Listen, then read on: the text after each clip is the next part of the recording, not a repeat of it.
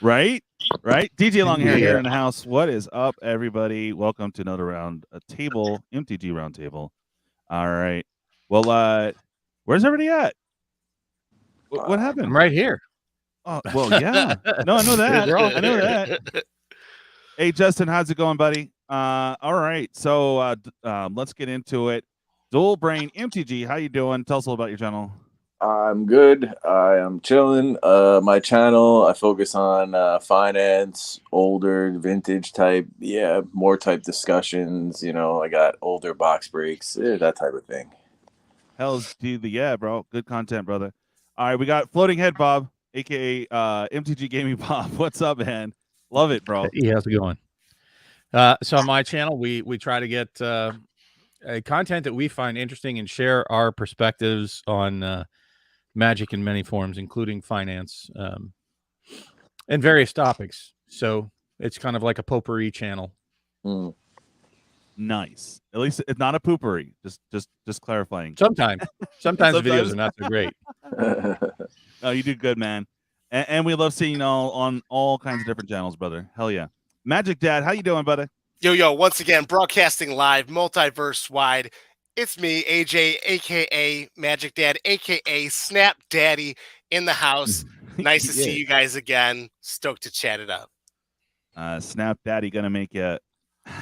Anyways, okay, that was a 90s reference. Hey, cheers time. Let's do it. I actually brought purple drink. Ooh.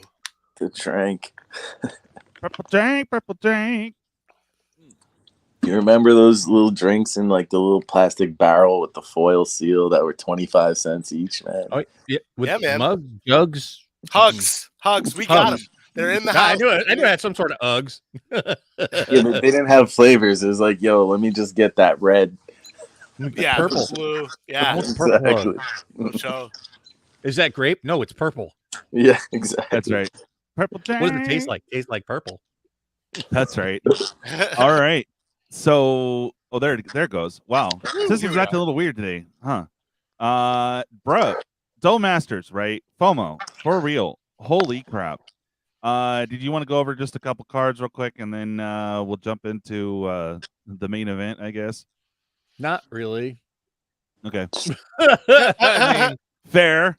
It's going to take all night to go through the hits. I mean, seriously. Look at that. Obby's back. Print City, folks. Holy shit. Yeah. Like, and Seasoned Pyromancer. They just put the Warriors Oath, a $400 reprint. But some of these, I have a feeling a few of these are going to get hit more than people expect price-wise. You know, like Imperial Seal is going to get really smacked. Hey, welcome back. Warriors Oath. Good to see you, buddy. So Warriors Oath. Man, and you know what? And you know, some of them will not bounce back as hardly as others. Like the heavily played ones will, but the ones that are super high price simply because of scarcity, they won't bounce back nearly as resilient. I was thinking, I was thinking about making a video about this, but I feel like Wizards kind of goes out there, looks at the secondary market, and sees what's expensive and throws that in a reprint. But meanwhile, they don't look at why it's expensive. Like one that was a major that jumped out to me in Modern Horizons 2, Patriarch's Bidding. Like, you know, just because there's one copy and it's kind of niche, it was up there, you know. But we saw what the price did as soon as they reprinted it, and that freaking took a crazy nosedive. I think nosedive. I think a few of these cards are going to do the same. Like maybe Imperial Seal. I don't know. I mean, I think Imperial Seal. I'm sorry. Go ahead, Bob. No, I agree, but I think with Imperial Seal, it is a playable card. It is another tutor. And people are like, it's not as good as Vampiric Tutor, but it's still a good Very tutor. true, exactly. And in a commander deck, when you need as many freaking tutors as you can get, you know, because there's only one copy of a card. Yeah, but I don't know, man. It's just that it's such a crazy price because of scarcity originally, and it was decent, you know. Wait, scroll up real quick. What was that, Scion or what? But beyond that, Ed, it's probably the #1 card people were screaming to have reprint. Oh yes, cool. Thanks. And we all know But how smart that is for a corporation to capitulate to the masses. Nice, Seek Boys. So- you got 2. Mythos got 2. Nice. Yeah. Well, that's one thing I am like. It's been a growing presence in my mind. Is the fear, and it's legit, that some of my pre-orders may back out. You know what I mean? Like, Yeah, they may cancel on me instead of me canceling on them. Yeah. Like, oh, I'm don't worried happen. about that too. I'm I mean- majorly worried about it. Even Rudy's shouting it, but you know, I don't know how correct he's been recently, so I don't know. I think I hate to say it because I actually like Rudy, and I think he's a lot of value. yeah, man. But he feels so out of touch. Yeah, I know. Look, like I said, I got his T-shirts, bro. I'm there with you. You know, I'm a patron. Like, I would love to talk to him, and I wonder how much of this is just, Carnival Barker trying to bitch about product he's trying to ditch. I'm sorry you dug into. I'm a little, and I don't want to sound like I'm bashing him, but it feels like there are some other content creators that are a little out of touch. Anybody who says that this set is not hot, I mean, ever since day one, it didn't like release day one and then cool off. I mean, where do you go from Imperial Seal personally, unless you go reserve list? But Yeah, they didn't go every down. single day has been just astounding. Like my chin keeps hitting the floor every day. Like, it's not going to stop. Bob, just- I'm telling you, I was waiting for one decent reprint, and on day one, I got Imperial Seal. That's when I ran out and got my pre-orders in. Like, and every day since then, I've just been like, oh my god, are they just gonna blow their whole freaking reprint equity load? Like ridiculous. somebody did mention that. Like, what are they going to do in 2 years? Yeah. It's every 2 years that these come out. Well, the last one was 2 years before that, and I think most most master sets are like around that 18 months to 2 year separation. And you got the 30th anniversary coming up. They're not going to do any big True. reprints in the 30th. That's what? I feel like What? I feel like the only resilient card in this set is going to be Renin 6. I feel like the rest are going to get crushed initially, at least. Just like really ridiculous. Well, one of the things I think is unfair is we can't say how crushed I hear you, are Unbreakable. going to be if they start following sort of the model that they followed with Commander Legends Baldur's Gate, where mythics are just mythic, hard to actually pull. And I think that it's just less packs too. Like, there's just less chances to get those mythics, but you don't see as many 2 mythic packs nowadays. So I actually have a lot of thoughts on this, if you guys don't mind humoring me tonight. So the first thought, for those of you out there who don't have a lot of money, so I really hate hearing people that lack funds bitching about this set. You should be jumping out of your pants that so many of these amazing cards, Crucible of Worlds, Man of Vault, Panharmonicon, Kozilek, Aether Vial, they're going to be the cheapest that you're going to see them in a super long time. These are about, I think almost everything's going to nosedive hard for about 6 months. Phyrexian Altar, that's one I've personally been waiting for. Sensei's Divining Top. I mean, just so many. There's just so much. Cards are going to be like $5 a piece for like a Vidalcan Orrery. Are you kidding? Thrumming Stone in there too. They're expensive packs. You won't be able to buy expensive packs and crack them if you weren't saving your pennies and ducats. And if you didn't buy them already, God help you, they're going to get stupid pricey even by release. Oh, yeah, we're going to get to that in a minute. So, my point was there are 2 people that should be rejoicing to no end. Number one, the collectors looking for a chase. They got it. Mm-hmm. Yeah. Like, I don't even want to hear an argument. Will not entertain it with the etched, with the textured foils. You got your chase. You got playable, great chase, non-bullshit Hidetsugu, neon ink bullshit you can't play. These are cards people will play in a very chase format. So big money, Sonny. Here it comes with the collector packs. Good on you, whales. You got something. The poor people, good on you. You're going to get Force of Negation and Mana Drain and so many great cards at a dirt cheap price. compared to what damnation, you've bro. seen. I So know. both of these should be Man, I need it stupid so bad. happy. The pack crackers, well, sorry, you're sort of ass out because they have a limited print run, which means they're only going to demolish the value of many of these cards, but so much. People are bitching. What, do they want more products so these can absolutely tank and be worthless? Oh, and fairly temporarily too. Like it's not going to be a huge crush for a huge amount of time. No, but that's what I'm saying. Like, pause for the cause. Dobby's here. Yeah, I don't know all this hype and it's not ready. Okay. Well, all hey, I'm going to Dobby. say is, Real quick. Has given Dobby a shock. What? I didn't. Master has presented Dobby with clothes.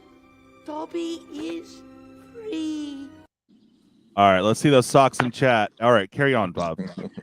So I mean, like, this set is firing on all cylinders in my book. They're not going to crush the value for the collectors. They gave the whales something to chase. They're killing the value temporary long enough. If you're paying attention, poor people, don't be buying now. Don't buy on pre-order cards. Target some singles you really want out of the set. Don't get the fancy schmancy version and go get cards you need to play in about 3 to 6 weeks. Yeah. I mean, seriously, I couldn't have done a better job designing this if I had tried. It's kind of overloaded, in my opinion. They added more than they needed to make this. Oh, I agree. It's really kind of ridiculous. And they stole from Commander Legends too, so it's like really. Well, who gives a shit? You know, I've said this before. First off, I've been saying for 8 months. Save your pennies, Double Masters is it. Save your pennies, Double Masters is it. Any other set, wait till it's completely spoiled before you buy any of it. And I canceled my pre-order for Commander Legends Baldur's Gate. Very disappointed in it myself, but they made up for it in the next set, so I don't give a shit. I don't have to buy every product they sell. You know, this product too is good for sealed collectors even, I think. I think this is going to be major long-term, major. That's mine. Actually, once I saw all the spoiled, I was like, shit, I'm not cracking any of it. Oh, yeah. And have you noticed when the prices for the draft boxes have like skyrocketed? But what the hell with the collectors? I think people are snoozing on that, man. Oh, that's ridiculous. Amen. 100% nipples are hard on that one. Yeah. You know what it is, Ed? I honestly think I know what it is. So, first of all, they're like 4 packs. Fuck that. They don't realize that that's 4 VIP packs, people. Yeah. Sorry, I know. It is. Second thing is they don't realize that all the real spice in this set, when people get hyped and hot and juicy and wet over the openings, it's going to be the collector packs. Yep. Oh, yeah. Yep. And then people are going to go, oh, shit, I want collector packs instead. Sorry, I just wish I could go deeper, basically. I wish I had like freaking 5 or 10 grand I could just dump on this. I would if I could. Totally. Real quick, Mike Blackburn, welcome, brother. Make sure Mike, you guys all hit the like button and, of course, the subscribe. Lots of fun content coming up and, of course, giveaways. Dude, the big birthday bash is next week, man. Oh, were yeah. you in, or you don't have a collector's? I don't know if I'm gonna be ready yet for opening stuff. Like I'm just finishing up with renovations in a day or two, so yeah, I'm kind of in a tumultuous state. This one was sort of invite only, and trying to get a few big channels in as well. But I do have 3 spots left, so I'm working that out, trying to get the last for the box break itself. But we're gonna have a regular Ed. Hope you can be there that day, though. Yeah, I do want to stop by at least and say what's up. Shit. Oh yeah, for sure. We're gonna have normal roundtable next week for a good 30-45 minutes, and then we're going to jump into a collector's box battle, hopefully between 10 channels, and we're going to keep it simple, just 2 rounds of 6 packs, and I'm still working out, but I'm trying to get you guys some prize support too. It's gonna be awesome, dude. I mean, nice, man. Yeah, me and Feldy's birthday is on the 29th, so it's the post-birthday bash, dude. I gotta show up for you guys at the very least. Shit. Oh, hell yeah. They added Smothering Tithe at rare. Dude, there was someone that was predicting every single hit, and he got it right. I'm like, whoa, dude. Did they really? I didn't think they would with the judge promo being printed. So, good on it. I predicted it initially. The 2 that I really kind of called out was Phyrexian Altar and Smothering Tithe. But as soon as they revealed the DCI Judge promo, or not DCI, the Judge promo this year was going to, one of the 4 was going to be Smothering Tide. I'm like, that makes it really low chance they're going to print it here. But okay, cool. I thought they were gonna get weird Hey, and welcome back, reprint stuff like Cover of Darkness and Wheel of Sun and Moon. You know, like stuff that they rarely have ever reprinted, but they just reprinted all the hits. The So one real that question- kind of surprises sorry. me the most that's not in here was Ancient Tomb, especially not having like a cycle. It seems odd that they didn't put it in here. It's like the one chip they held back. But for what? It's a $60 card. They're gonna design a whole set around it, bro. Yeah, exactly. Okay. Wah, wah. They're gonna texture it and make it scratch and sniff as well. So Well, they got nothing else after this, right? Yeah, they did empty the vault on this one, man. It's like, oof. It's ridiculous. This is like 3 or 4 good sets. I mean, here's the question: is it better than Double Masters? I think Double Masters had cards that this can't surpass in Force of Will and Mana Crypt. Yeah.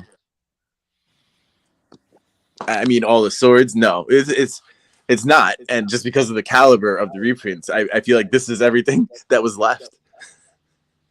Yeah. Maybe they're No, not going to for do a Double Masters for quite some time. Well, let's. I mean, you can leave the screen up and keep scrolling around, AJ. But so there's a few topics on this that I wanted to cover, guys, especially with Ed and Bob being here. One of them, you know, this is obviously a very high in demand set, right? So we should expect the price hike. But oh my god, dude, I'm with you, Bob. We were talking about earlier. I can't believe it. Like, I had posted good stuff. Oh, thank you, Greg J, for the mom joke. That is amazing. I like it. You're just like instant mom joke here, a political comment. What else you got, bud? Anyway, Religion? Come on, let's go for the trifecta. Yeah, exactly. So again, the price hikes, guys. It is crazy right now. Everyone now is scrambling. We're looking. It's going to surpass 400. What do you guys think? Let's start off with you, Dullbrain. It's going to be 400 a box. I'm surprised that the collector boxes aren't already 400 for a collector's box of 4 packs. That would have been what I would have targeted as a company coming off of VIP packs. I don't know. It's kind of cheap. It seems crazy. Don't worry, White Wolf. The party just started because you just showed up. And do me a favor, guys. Again, hit that like and subscribe. Sweet. And yeah, that looks freaking gnarly. I feel like people are buying the hell out of the draft boxes because of what the original Double Masters draft boxes are doing, and not because of what's in it compared to the collector's packs. I feel like it's a little misguided here. I think if you're targeting the draft for investment, you'd have probably been wiser spending, you know, the relative extra monies for the collector boxes. Look, you cannot get. Here's the thing: you can't get a textured foil in a draft box. There are no box toppers this time around. I have a feeling that the vast majority of these really sweet borderless are going to come from the collector packs, and very few, maybe 1 or 2, from an entire draft box. So if you're looking for the super sweetness, I have a feeling you're going to be very sorely lacking, especially if you really like these borderless. And I think that's really where I think these are going to be the hype version. I think these are going to be the hype version of most of these cards. Are going to be the borderless ones. And they're going to be in the collector packs. I think that once people start seeing the collector packs open, they're going to realize, oh shit, that's where the value truly is. Yeah, it's going to be after this reprint, it's going to be the foil extended art and the OG print, and nothing else is going to matter. Pretty much. I mean, there might be a slight premium on the foil etch a little bit, but well, it depends if they put one in every pack and all over the place and like, you know, in piles. Well, that's it too. I mean, yeah. So right now you can buy. I saw as low as 330, but honestly, that was earlier today, and I swear to God, every like 3 hours, it goes up, guys. It's just freaking nuts. So yeah, the collectors is still reasonable. I mean, I know it's 4 packs. It feels like a rip, but like I said, this is the VIP. I mean, you know, I saw as low as 230, I think. But it is creeping up. There's some places that have it already at 300 plus. So I'm just going to say this. I had pointed out several weeks ago, I think, maybe it was here too. I don't know. I get confused. It was someplace live that the information Coach, that I saw initially out there on the Reddits and whatnot, that the target was $279 for the collectors and $399 for the draft. Targets meaning buy until they hit that, and that's when to sell. No. That's what the initial sort of estimation for these things are going to be. It's so that like the very first pre-sales, those were the numbers.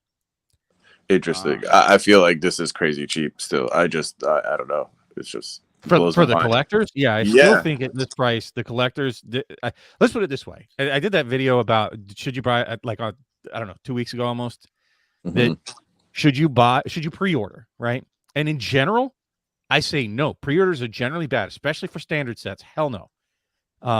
One and done like collector boxes, maybe, but that's a really dicey proposition. But like, I don't know how else to like help people target the special stuff. Like the Commander Legends collector boxes was a clear, no-brainer. I pre-ordered those at $220 a box, and those things never look back. I bought the Time Spiral Remastered pre-ordered at $179, and those never look back. Everything else that I pre-ordered, which I fell into the trap for Dungeons and Dragons, but canceled my pre-order and then canceled Baldur's Gate. The only other pre-order I have is Double Masters, and I did that back in May, right, to try to nail the best prices.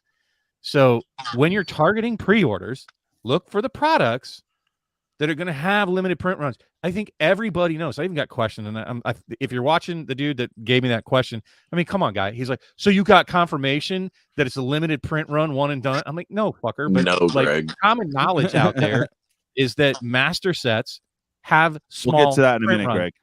Always have had small print runs, master sets, guys.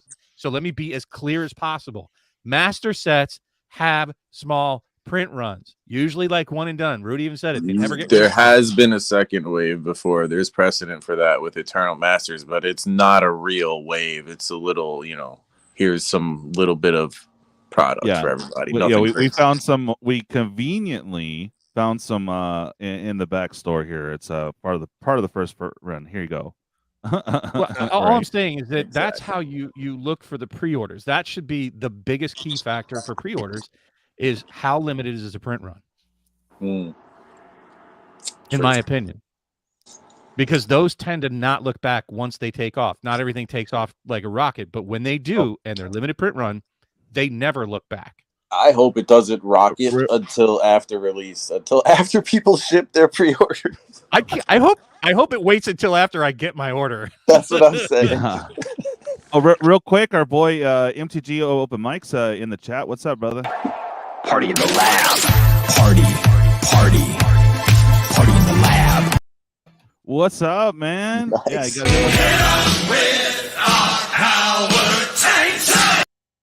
yeah. What's up, brother?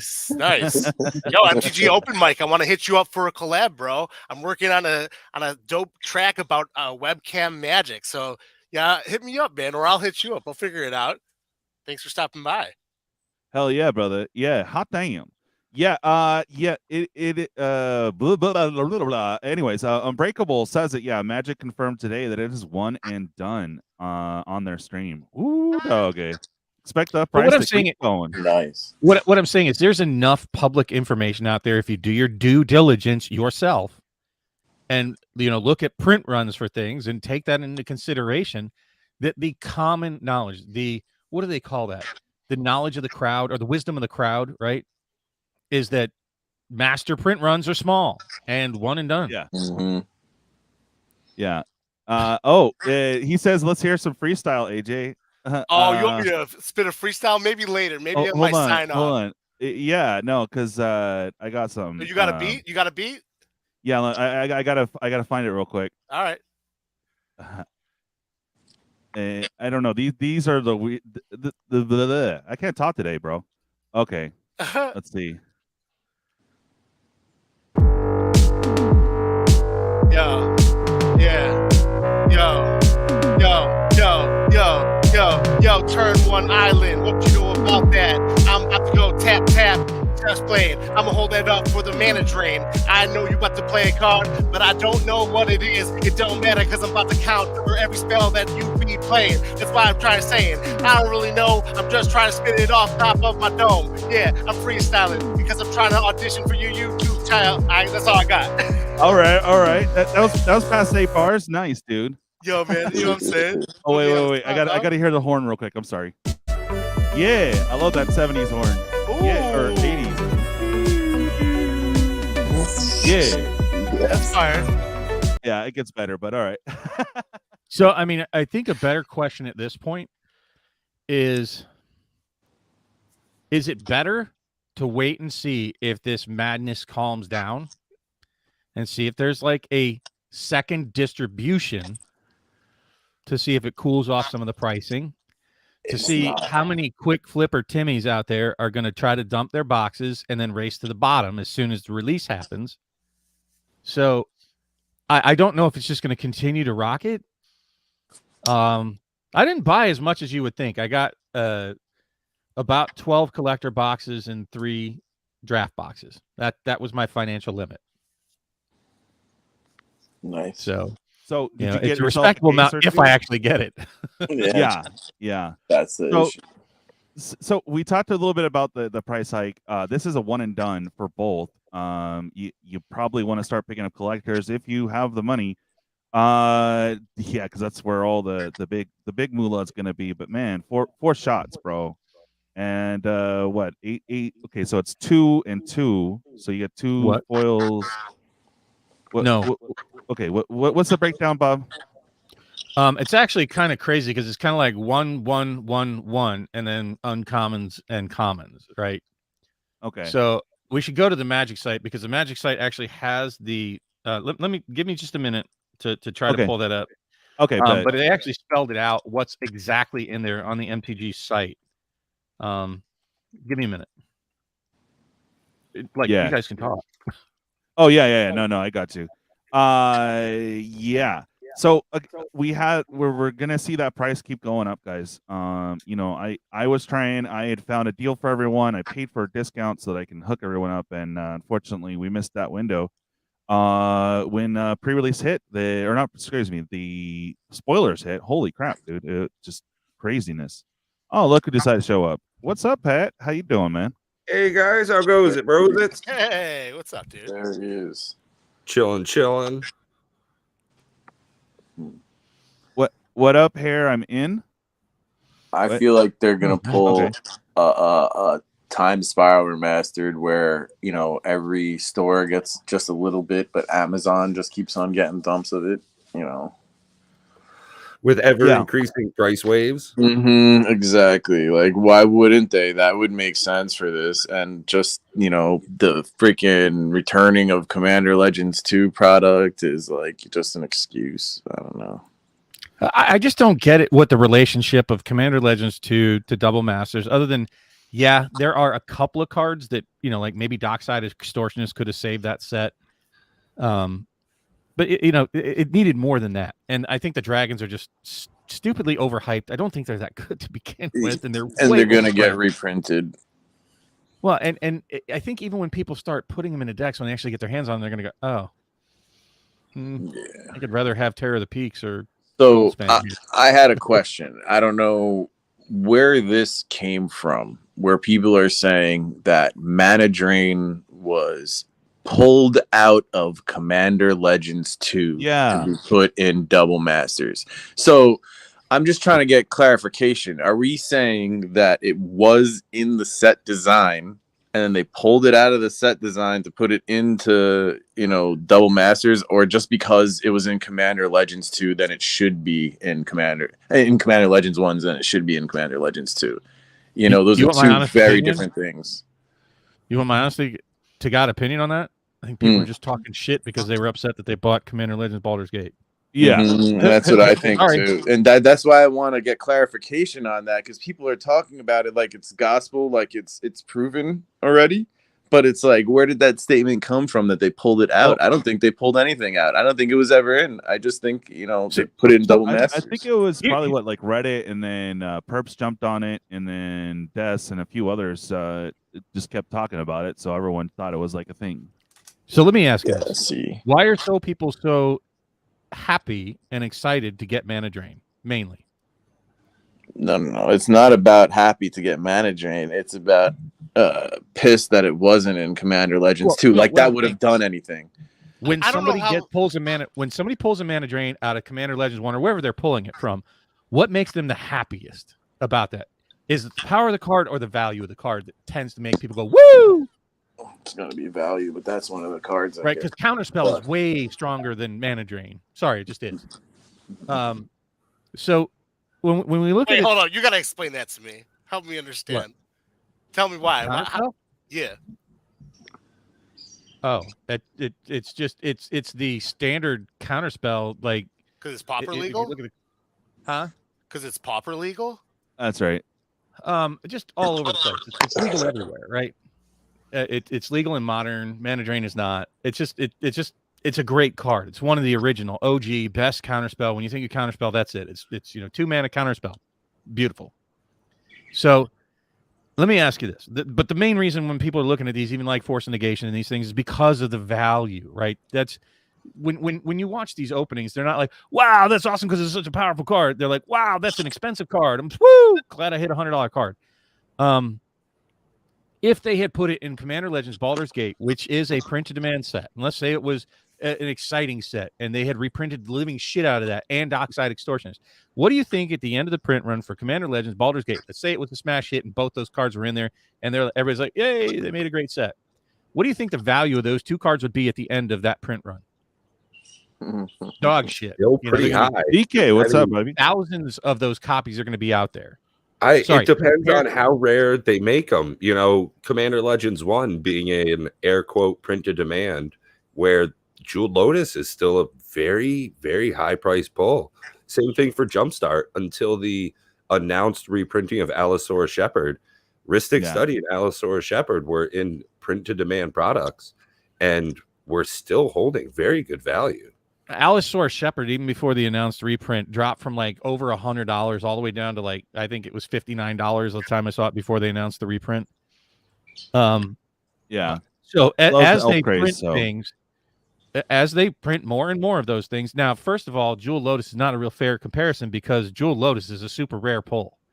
I saw people pull 2 or 3 Allosaurus Shepherds out of a single Jumpstart box.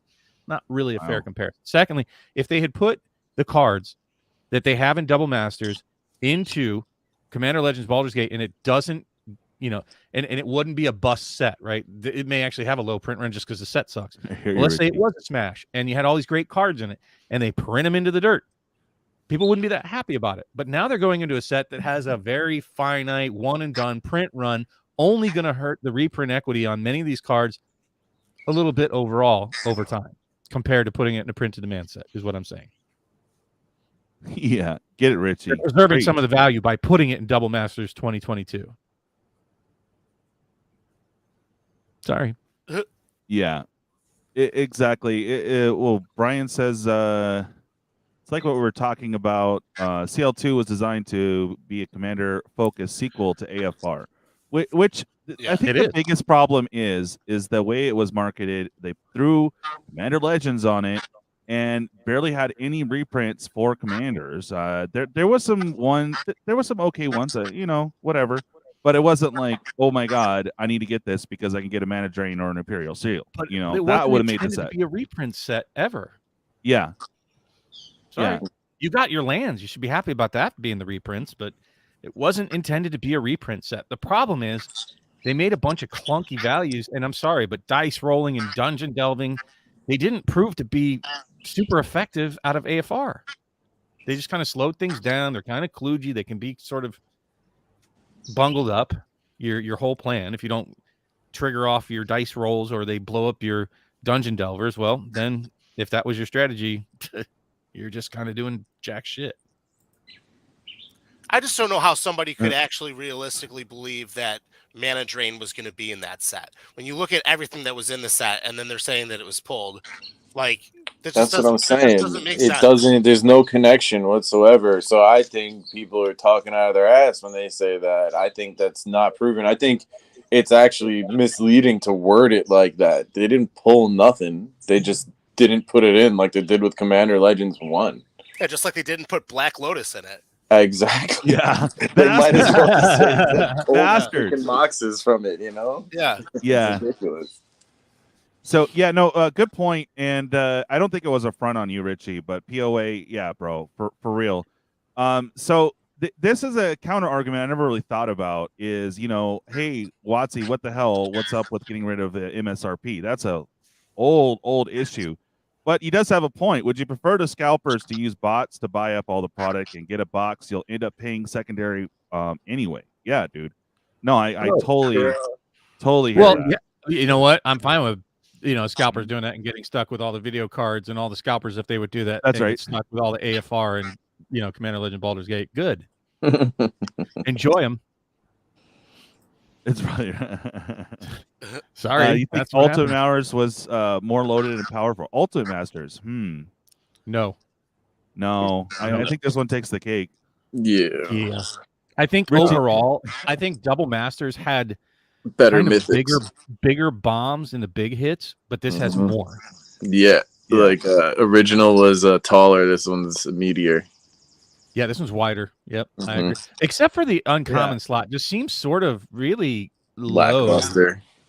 Like they could have put things like Meltdown in there. You know, $24 uncommon Really? reprint would have been nice. They're gonna make that rare if they reprint it again. Come on, just because of the value alone. You think? I But I don't know. There's just other things they could have gone for. Even just, you know, reprinting not Swiftfoot Boots, the other one. God damn it. Come on. The other boots. Lightning Greaves. Lightning Greaves. Greaves. You know, that would have been helpful at the uncommon slot here. But the uncommon slot, folks, yuck. Not good in this set. Same thing with the commons. The commons are kind of meh.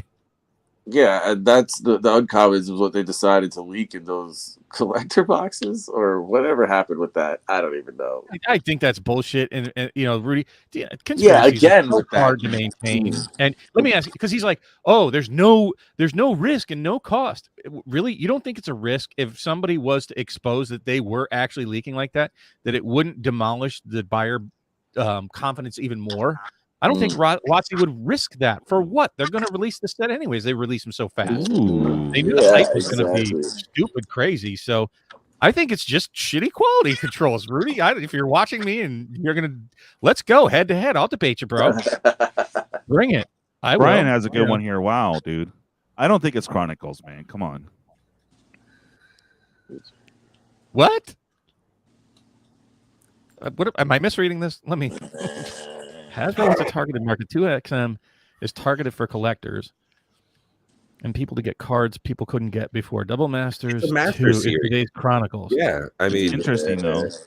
I don't see how you. It's the amount of the print run. Like I don't even know. Well, this is the first time. I don't know how you draw those parallels. That there's a new item.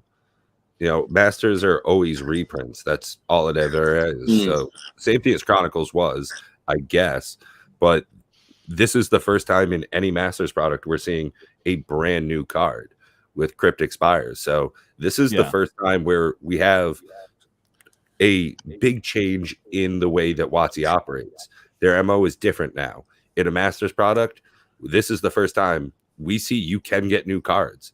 It does have. I was about to say it does have crosswords. I was literally just thinking that, Greg. That's good timing. But I mean, I still just don't understand the parallel. Because I mean, if you were around, who was around for Chronicles? I was, and I can tell you that thing was shit on immediately. Yeah, they're reprinting good stuff in this. They're not reprinting random stuff and the Elder Dragons.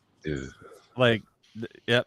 It was a very different vibe, very different feel. The only thing I would say that's similar to that is that Chronicles was right in the midst of the worst era in Magic, in my opinion. And we're probably in the second worst era, you know, starting all the way from Strixhaven. Like this has just been a very poopy. You've had a couple of big swings and big hits with TSR and Modern Horizons too. But, you know, Kamigawa was good. I mean, I don't know if it's you even even of the had like likes of- Theros Beyond Death. There's not the amount of bad sets versus good nowadays. It's yeah. So, well, but I would say 2020 has way better standard sets than 2021 or 2022 for sure. Kamigawa was the only. Nice. It looks like a standout because it was just much better than everything else around it. But, at any rate, this is everybody should be cheering. This is crazy. You know, I brought up that collector's pack like you had asked, and this breaks down. Yeah, thanks for very getting back to it. specifically. Yeah. So I don't know who wants to narrate it, but I can give you kind of like the TLDR. So essentially, you can think of this as a VIP pack minus the 10 full art lands and a bunch of commons you don't need. Okay, cool. All right, so a couple things. First of all, WotC didn't set these crazy prices. So everybody's blaming WotC for the craziness that we're seeing. It's not their fault. I'm going to repeat that. And I'm not a WotC crony, and I'll piss in WotC's Wheaties all day long. But the pricing, this is all from the LGS's online stores and distributors. This has nothing to do with WotC. Absolutely, 100%.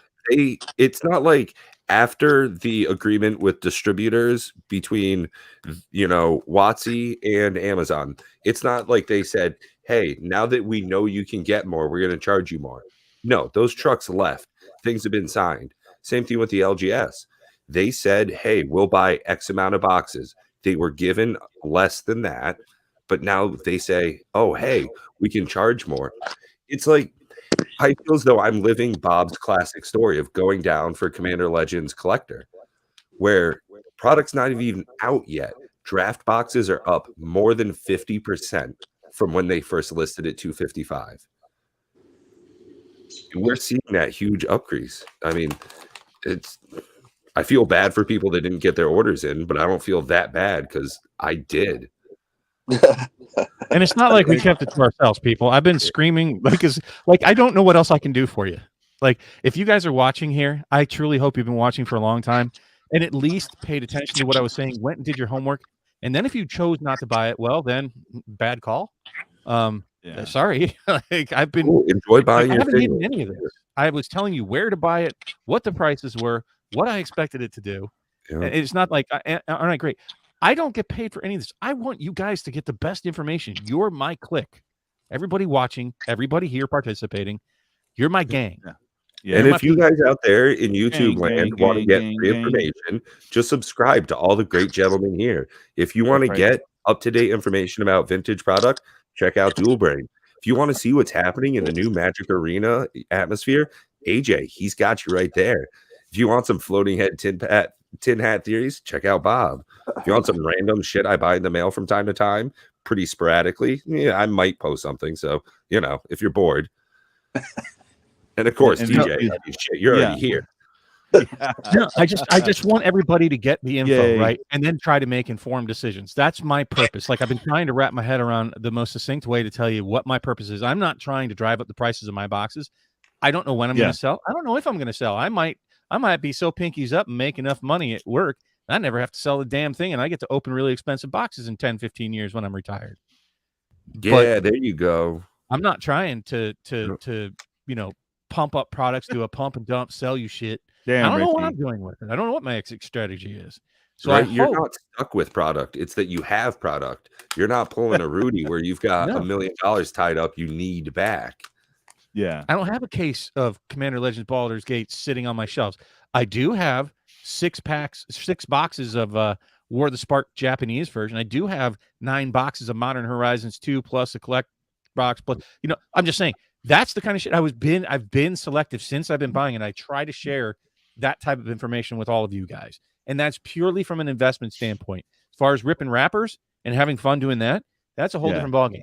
I'm simply trying to help you with, like, if you want to get involved with the value and financial aspect of it from a sealed perspective. Ed is much more versed than I am for the old school and the reserve list. Why, thank you, sir. I have terrible, terrible news, everyone. I just dropped my bowl and shattered it. Oh no! Party foul. Oh, man. No. What am I Hey, gonna but do? now you can finally get to the resin Yeah. Just Get don't that cut sweet, yourself. sweet Halo, brother. Feed the pod. Well, that's what you get for buying cheap Chinese glass. Buy American. Oh. He's all I have to. I have all my other money in MTG, bro. You know, Yeah, come on now. Oh, come on. You know there's somebody at your head shop that would trade you for Magic cards.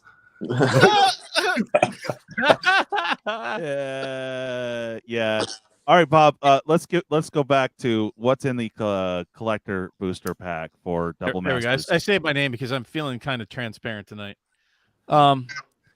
So if you look now, there's been some speculation, and this is a huge controversy if you're unaware of it from the VIP packs, that they made verbiage that made it seem like it was possible to get 2 mythics.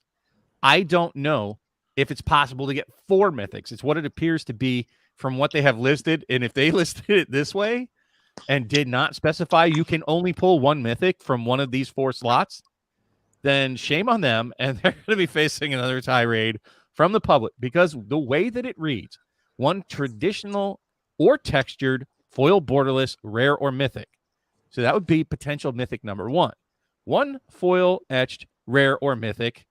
That would be potential mythic number 2. 1 non-foil borderless rare or mythic. That'd be number 3. And 1 traditional foil rare or mythic. That would be number 4, potentially for mythics. I really think that they should have stated how many mythics are possible out of these, given the previous controversy with the VIP packs. So On the if it's on not their Amazon site for a single collector booster, it does state 4 cards, rarity rare or higher. right, but that's rare or higher. Not saying that there's 4 mythics, right? So, or potential for 4 mythics. I think that this is not, I'm not talking about Amazon. This is directly from WotC's site itself. The breakout here. So what you'll notice though is that there are 6 potential borderless cards in these packs. That's why I was saying I have a feeling when people start opening the drafts, you're going to see a whole lot of regular versions of stuff and very little borderless. I don't know exactly where we're going to see most of the etched, maybe even an even split between them. So they would just be common as shit. That's what they did with Baldur's Gate, right? They put 1 etched in every set pack. Yep. And Bob, a lot of the borderless in this are uncommon. So how many of those uncommons are going to be in the draft boxes? Whereas the collector's edition packs, you're guaranteed rares or mythics. Right. So I just have a feeling a lot of the juice is going to come from the, and it only makes sense, you know, that they're going to come. It's from the appropriate. booster club. So, anyways, I do think that, first of all, I mean, look at how many mythics there are, and good Lord. Hey, man, Like, at a limited print run, I have a feeling they probably haven't printed any more than maybe 100,000 of any single mythic. Like, and I think that would be actually on the high side, but in today's numbers, that's low. That's not a lot. Yeah. So, Well, there you go. There's the well set there.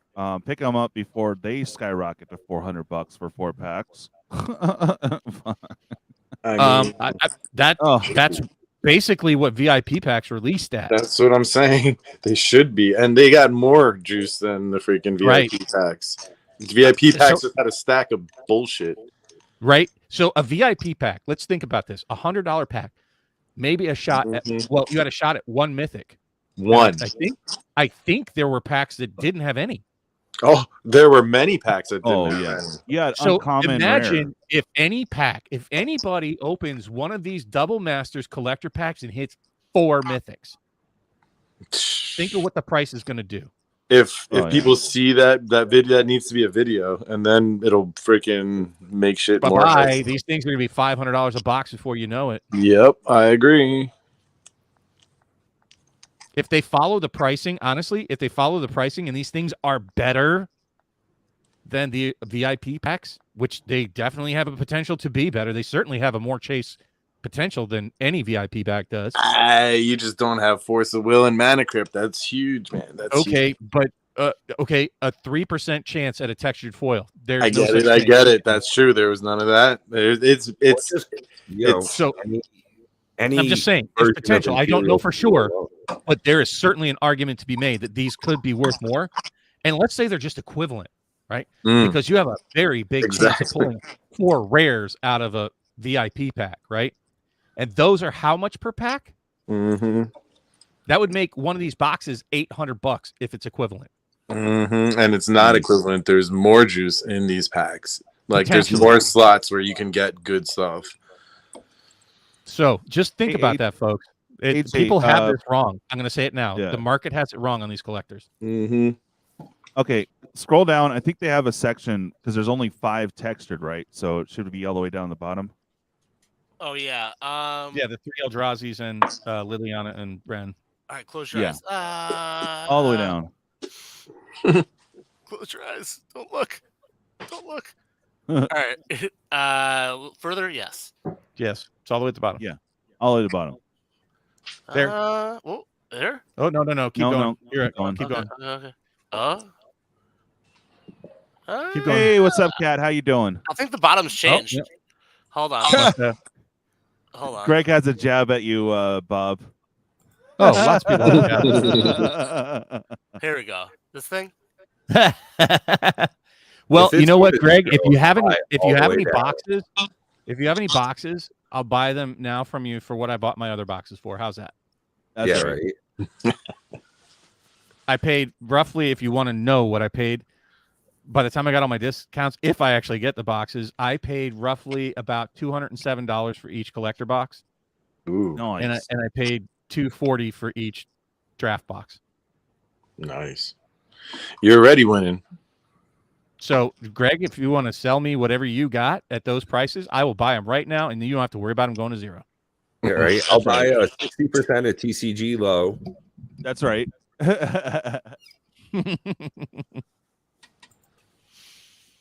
All So right. that's and in all honesty, I was trying my best to help you guys get in on all these good deals early as I could, and I feel very defeated. I do.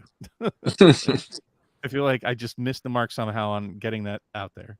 I just needed to see one reprint.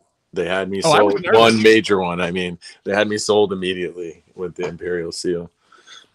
I was in my friend's office and I was holding my breath on those spoilers. I was like, Oh, that's right. You were in the same stream with me. I remember you being there. Yeah, God. And then when Imperial Seal was announced, I got wet. I mean, I did. yeah. As soon as that was done being announced, I went right to freaking the internet to buy some. The interwebs. I had placed my shit well before they started doing spoilers, teasers, any of that stuff. That's why I got into Unfinity at a ridiculous price. What is going on with Unfinity? When is it actually going to come out? October. Oh, they announced that October 8th.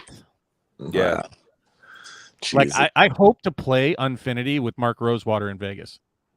Yeah, I- 10/7 is street date for Unfinity.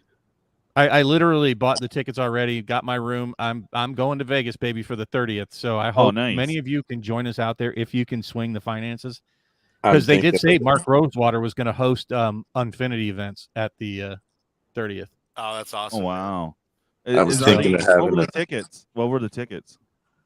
Well, they don't have the tickets for the event out yet. So Jeez, it's fine. do you want me to share more financial advice with you guys? I mean, it has something to Always. do with Magic, but you were going to talk about the textured foils here. Do you want me to get into the Vegas thing? Oh, Because I do have okay. some pretty advice for that. Sure. One thing I did want to talk about, and it is a big scare. Like you're kind of scared. Hey, Mass, how you doing? Is the stores like I think Rudy was kind of a little paranoid too, and he doesn't really have a great discount on this time around.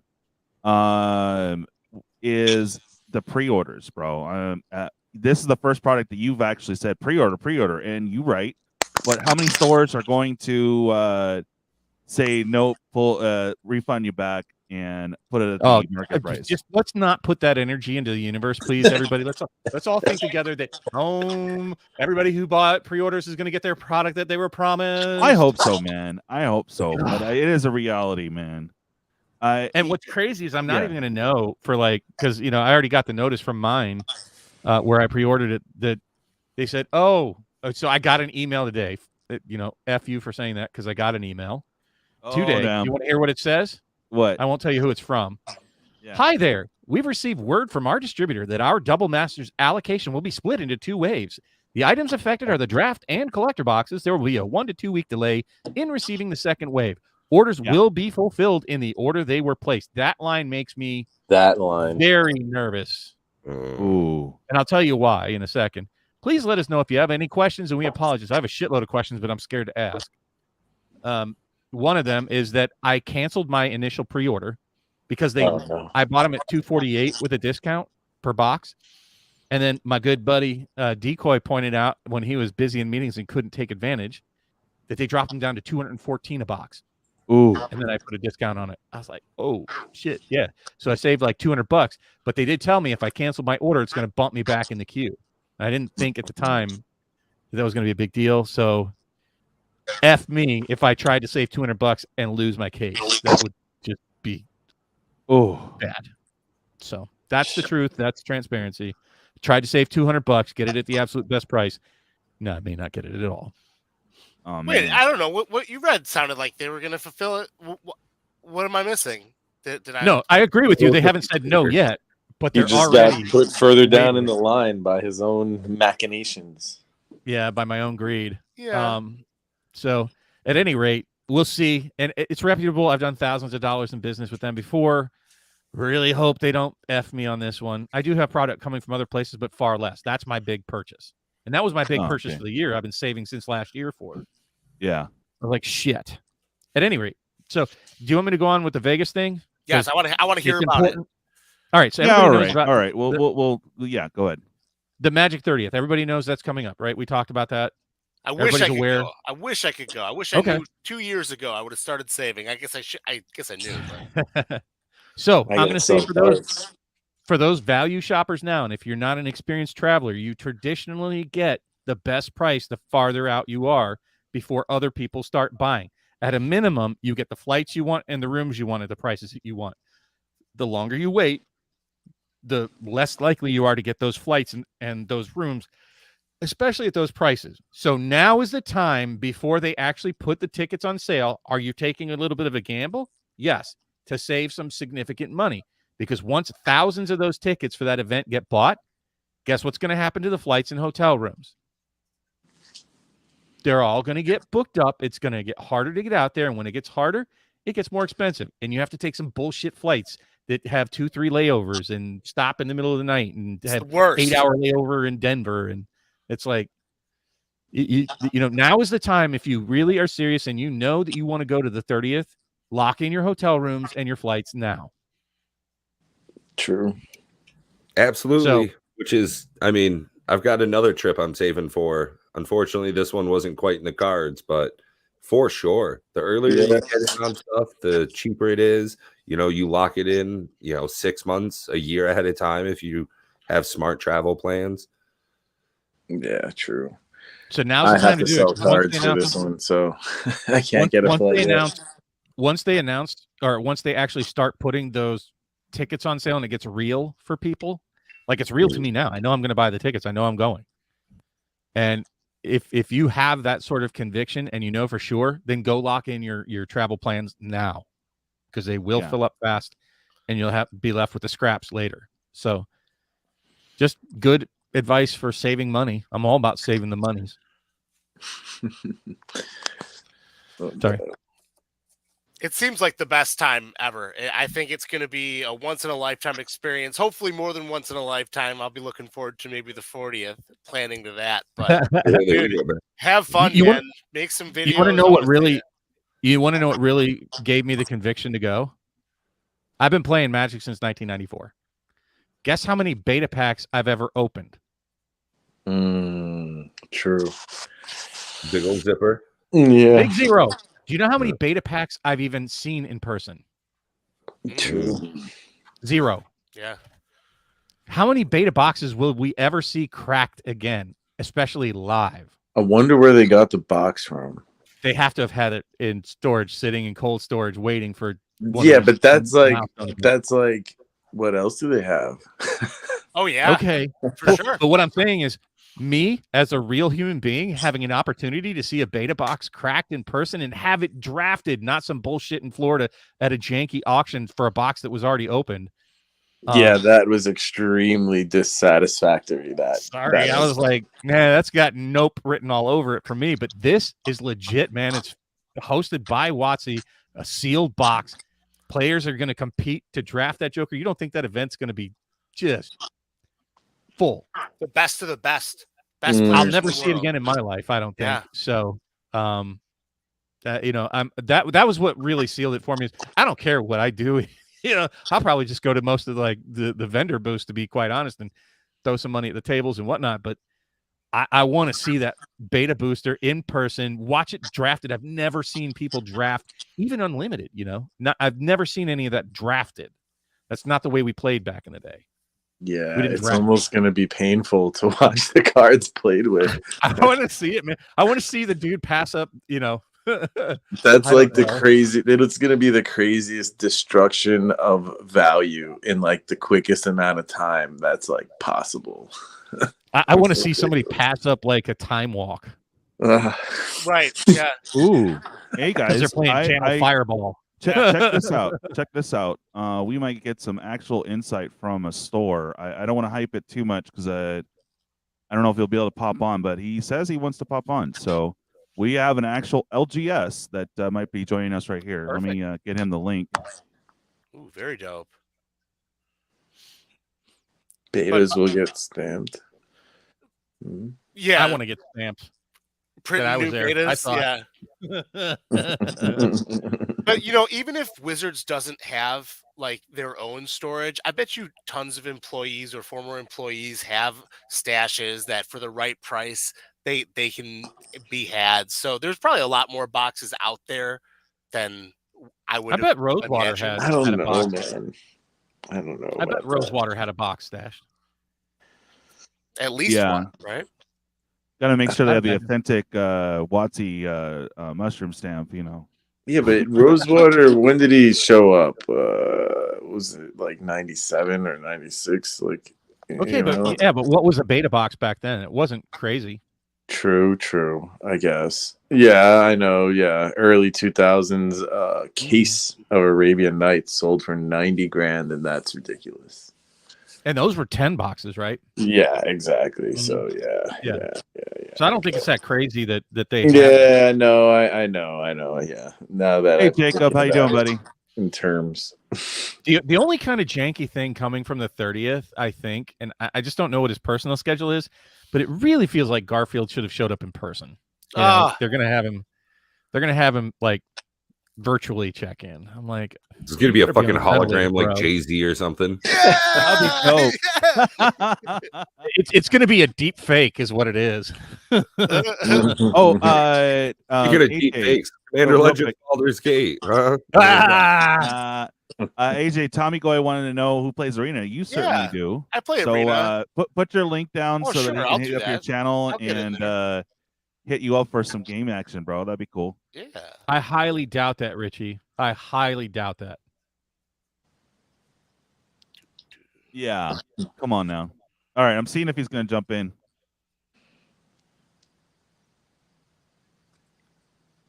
All right, guys, I gotta head out though. It's time to pass out. All right, homie. Take care, guys. All right, Ed. Feel better. Yeah, I'll catch you soon. Later. All right, Still Brain, hold on before you go. Obviously. Yes. Yeah, I know you've been waiting all week for this, bro. All right, where'd you go, man? There you go. It's right, shot. Now you want to get nuts? Come on, let's get nuts. Yeah. All right, guys. No Thanks doubt. for coming on, bud. Always a pleasure. I'll catch you next week for the birthday party, man. Peace, That's dog. amazing, Brian. All right. That's a tinfoil hat worthy of me. No doubt. Later, guys. Peace. Peace, Ed. Peace. That's funny. That would be Wow. amazing. That would be the tinfoil hat of all times if you called it. What's that? Woo! What? I Brian missed it. Giles. 904. Hey, check it out. We got a LGS in the house right here. Boom. Lotus Lookout. What's good, Eric? Sorry. Oh, what happened? You guys still there? Matrix? Sorry. Oh, yeah. Yeah, we're here. Technical issues there. So my name's Eric. I'm with the Lotus Lookout. How you guys doing today? Doing good, brother. How you doing? Doing great. Doing great. This set's been wild. Yeah, bro. I've been sweating, man. And Between the reprints and just the expected incoming amount of actual product is just wild. I mean, I don't know if Wizards did this on purpose or if they just created their own monster. So Lotus, I'm sorry, Eric. My name's Eric. Yeah, no worries. Yeah, I'm like I'm tongue tied today. Don't necessarily go over prices, but can you give us a clue on how they did you on allocation? Because you literally pulled everything on release day because you're like, oh, bro, they're like, what are they doing to us? Yeah. Well, I mean, if we kind of go back and trend a little bit of food for thought from MH2, there's a couple key components here that I think is necessarily kind of worrisome when we talk about value and allocation and things like that. If we look at the actual overall value of MH2, like pre-release itself and then post-release, and the amount of numbers we got for that and what we asked for and what we actually got, I think it's as similar as it can be to this particular set right here. The only difference was MH2 was print on demand, where this is a one-shot print run, like confirmed. Wow. And I think what the biggest thing that the takeaway from MH2, how we can compare these two, is that everybody asked for a ton, right? At release, Wizards continually restocked their own Amazon warehouse 20, 30 times over before the product ever got pushed again back to the actual distros to fulfill the store's orders. So the price of the product went sky high. The demand was there. The actual supply wasn't met for the longest time. What I'm nervous about with this product is there's just all demand and just no supply to begin with, period. Like where we normally get thousands of collector boxes, we're talking about maybe 250 total collector boxes for this set across all of our distros combined. So I have a question for you because I was looking on TCG Player and I saw one store, I won't name them, but they had 411 collector boxes listed. I'm like, that's something like 50 cases. Is that realistic distro? No, there's no way. They're not going to make it. Okay. They're not going to get it. I had somebody that was telling me about their friends that own a store that have been selling like over 1,800. There's no way. I mean, when it comes to like buying power, for the Midwest, we're like right there at the top of the food chain. I mean, we probably have the most spend. We have 2 stores, so we've got quite a bit of spend at all the major distros, and there's no way. They're telling me specifically that, Eric, we're getting like 1,000 boxes for all of the Midwest, 1,000, 1,500 boxes for all the Midwest at launch. That's it. Wow. That's where I get nervous as an LGS. I pulled all my inventory off and didn't sell a single box after that because I'm like, okay, great. I'm going to get, I have more than 400 customers, I'm not even going to get a box per customer, Yeah, that's rough, man. Yeah, that's scary. Those are scary numbers for a box or a set that's in this much demand. With MH2, we knew that more product would be coming, but after this release, that's it. It's one and done. So that's where I think LGS has realized that we're only getting so many of these things. And if we opened them, our intended value would be like in the hundreds per box, collector or draft. Do we sell them or do we open them? Or, there's going to be stores that are going to sit on them because they want to make 2 to 3 times their cost back in the first like 3 or 4 months. I mean, MTG has just some of the most craziest return rates. Where in the stock market can you find those returns? Because I don't know of one.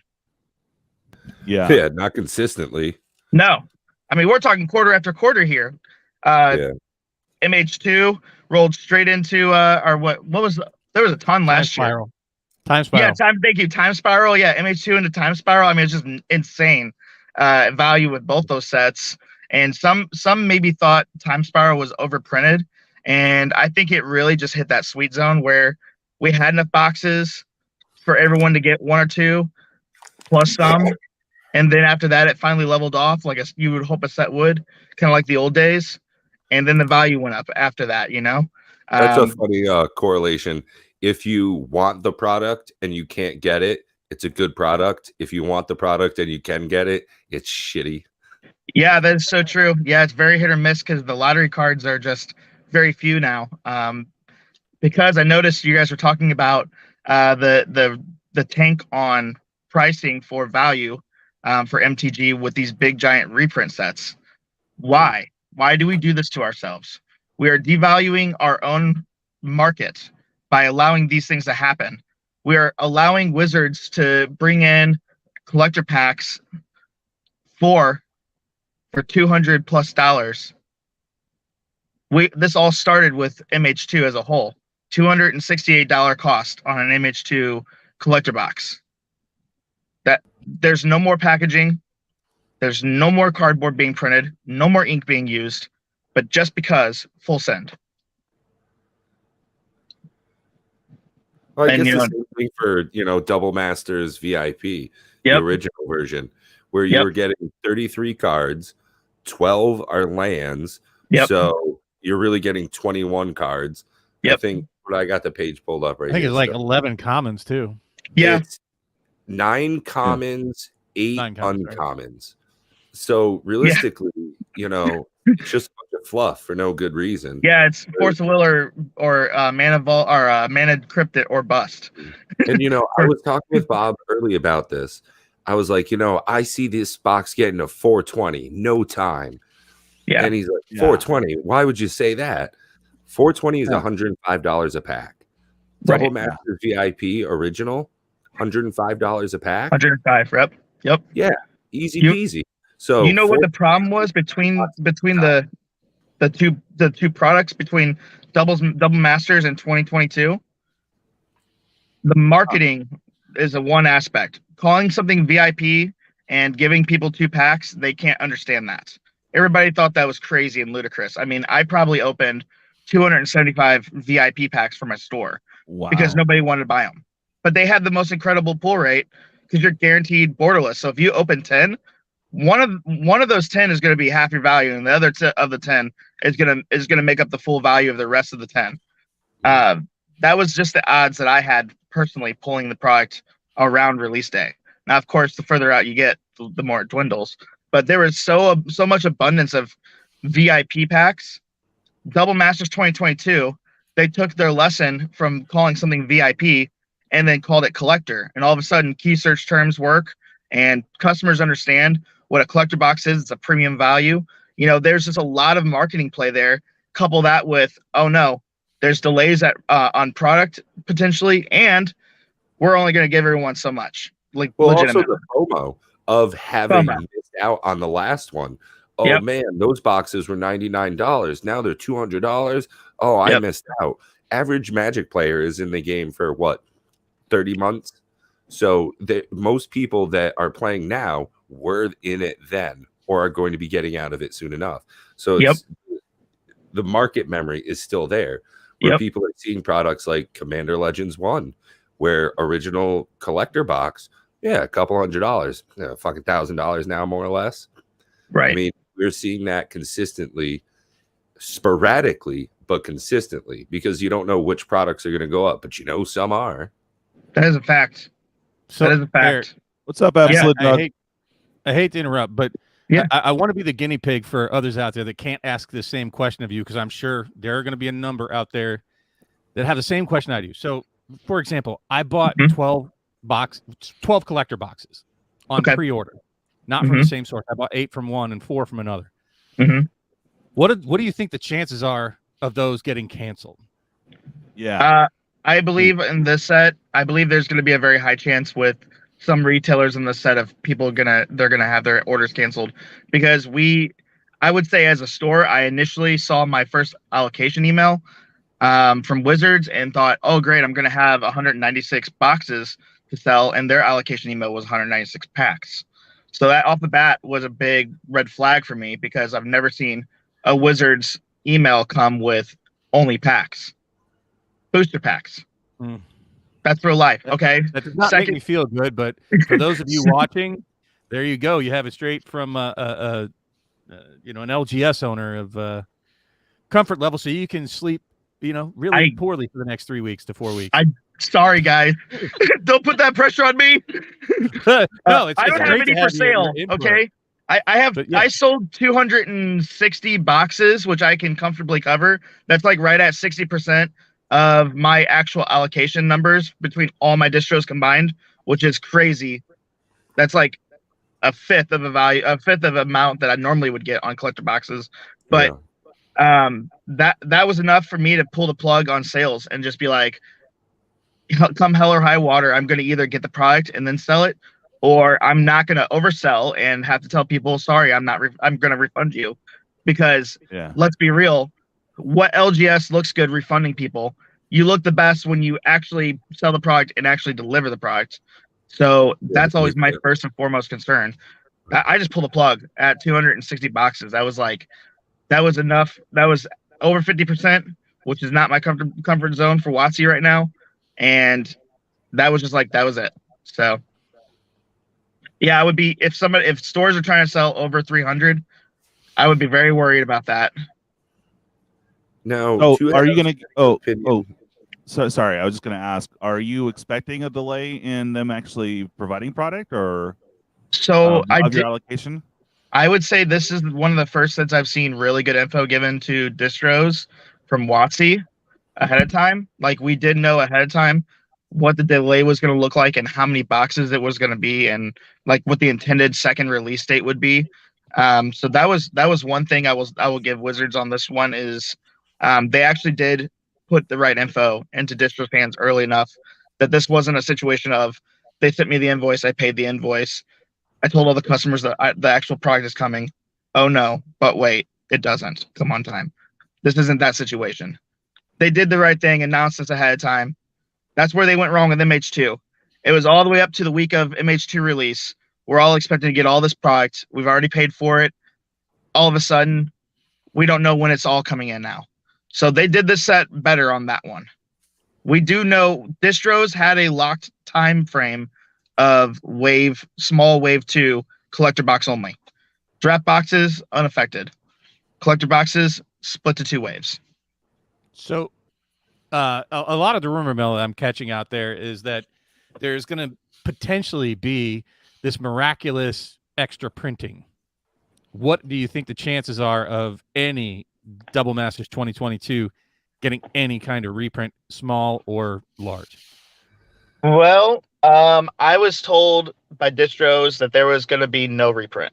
That this was one intended supplemental set that was meant for value, and just pure market value. No reprints on this one is what I was told by all of my distributions. They said that, don't sell any more past your initial amounts. That's all there is. The initial amounts are final amounts. So I don't know. Wizards does some wild things. They came up with some Time Spiral remastered out of nowhere after the set had lost its value. So do I think it's out of the realm of possibility? No, but I think it's marginally possible. That's one of the things I worry about with Amazon being a very high level distributor, as it were, is why don't they hold on to some product? If Amazon bought X amount of product at a certain agreement in the very beginning, they're only getting one distribution wave from Wizards. So they're now the ones setting the prices on this. It came out at 228, dipped down, now it's over 300. So wouldn't it be a smart marketing move for them to keep, a pallet of it, and in 6 months when that shit's $450, $500, oh hey, we've got more product. Now everyone on the market side is going to say, oh, what the heck? WotC is now doing a second release. whereas Amazon is just opening up their tap a little more. Yeah. Yeah. Well, Amazon does get directly resupplied by Wizards. So I think that Wizards prints more boxes than they would ever put on a market sheet, because they're going to put on a market sheet however many boxes are sent to distro, but I don't think they're ever going to tell us a number on how many boxes they'll send to their own Amazon store, because in terms of hot sets, MH2, thousands and thousands and thousands were sold an hour. And so from your experience, you'd say that we'll never see print run disclosures? I don't think so. You're not going to think Flesh and Blood show us any actual track printing numbers? No. Yeah, and I think that they should, so that people that can actually gauge a great idea of value, like intended set life and value and things like that. Better market data, in my opinion. I follow Flesh and Blood very closely. Are you a proponent of those serialized Viscera Seers then? Yeah. Because you know that there's a limit to how many there were? I would say yes. I do realize. Oh, I'm sorry about that. There was a small delay there. I am a fan of the serialized Viscera Seers, because I would say that it gives people a realistic idea on how many of these there are on the market. I do believe it will make the prices go up on cards that are serialized or have an actual print disclosure. That's inevitable, because when we look at the big fish of, the big pond, how many fish are in it that are going to want this product and buy it, utilize it. A lot of our numbers come from utilization of cards versus just the collectability of them. When we get serialized stuff or print disclosures, we can understand the grand scope of what is all going into the set. How long will the life last? Like if we had known the real numbers on Monarch when that set was actually coming out, we would have probably realized how much extra there was going to be in the market that wasn't going to be consumed for Flesh and Blood people. Coming out at 400 was kind of ridiculous on the open market. Insane. We never sold a single box over MSRP for Monarch, because I didn't want to be a part of the feels bad LGSs that were like, oh, we sold them for 400 something, and then it turns out at like 2 weeks after launch they're only 100. Yeah, 190, 250. Yep. So you brought up something that I've been talking about, kind of lightly, Eric, about print run disclosures. And yes, I'm a big fan of Flesh and Blood doing that. I think you're correct. It gives investors market confidence. To help gauge, how to plan finance. But if you look at some of the products that are out there, I'm very confused. There is a product that came out not too long ago, the Mythic Edition boxes. We know exactly how many there are. Yeah. There are 12,000 of the Mythic Edition. It seems bizarre, especially with the value of the cards that are inside of those. Just the Planeswalkers themselves equal the current selling price. Yep. Those things, 12,000 seems hyper rare to me. I agree with you. 20 million people. So a $450 price point for the War of the Spark Mythic Edition just seems too low. Like the market just hasn't realized it. I don't get it. You are so true. And funny enough that you mentioned the Mythic Edition. I have a premium buy list out right now, and I'm paying 100% of the price for Mythic Edition boxes, because at some point the community is going to wake up to how few there are. Just like the SDCC Blackout Planeswalker sets, like they were like $200. Yeah, they were like $200 total. All of a sudden, there's no SDCC Blackout Planeswalker less than $400 or $375 each. Well, I think also it's the same thing. Forgive me for interrupting there. The Plane Chase Anthology set. I think Rudy did a video like some time ago, and he made a little castle out of them. But I think he tossed out a number. Maybe I didn't see it disclosed, but he said there were 11,000 units. That also seems very low. Yeah, I buy all of those little niche, small market print style sets, because they're never going to go down. Like when people finally realize, what's in them, they just go up. That's it, and it's just a matter of time. It's like they're from the vaults. Does 11 or 12,000 units seem like a lot to you as a seller, or does that seem pretty small in the overall market? That's small. That's so small. As a store, if there's a hot product like that, I could probably move 2,000 to 3,000 units myself. So if we're talking 12,000 units, I mean, if they could give me 3,000 collector boxes today of the Double Masters 2022, I would take them all. I would say yes, I'll take that allocation. I'll take them all because I could sell them all. There you have it, Yeah. folks. Online portal, or are you specifically brick and mortar? I have 2 brick and mortars, and I have 2 websites that accompany the brick and mortars that carry both singles and sealed products on them. That's interesting. Do I have to But, ask for Marcus link, the bag. or are you just going to stab it in there? Yeah. Hold on. Sorry. Real quick. If you guys are new here, please just smash the like and the subscribe. We got a bunch of great content creators that come through on the roundtable. So do hit up the description. The links for all of them are down below. Yeah, for sure. But Magnus, you have a point here. Plane Chase Anthology was 100 for the longest time. Man, Yeah. I wish I could jump on that. Now Right. it's 300. It's a great product. It's just too big to fit on most shelves. Wow. That was, I would say that was one of its biggest downfalls, is where you can't stand it up very well because it falls over. And where do you put all of them? That was a big issue. They came in like these big giant brick boxes where you pulled out like 5 or 6 of them out of each box. So, But the box is pretty sweet. It's foil. I actually bought one at like $150 last year. yeah. And I literally just bought a Mythic Edition War of the Spark last week for $450 because I just look at it going, I've been looking at it for a long time saying, this seems wrong. It seems wrong if they're going to disclose print run numbers and they're almost as rare as the International Collector's Edition and the Collector's Edition boxes, which had what, like 5,000 and 15,000 relatively. Yeah. So yeah.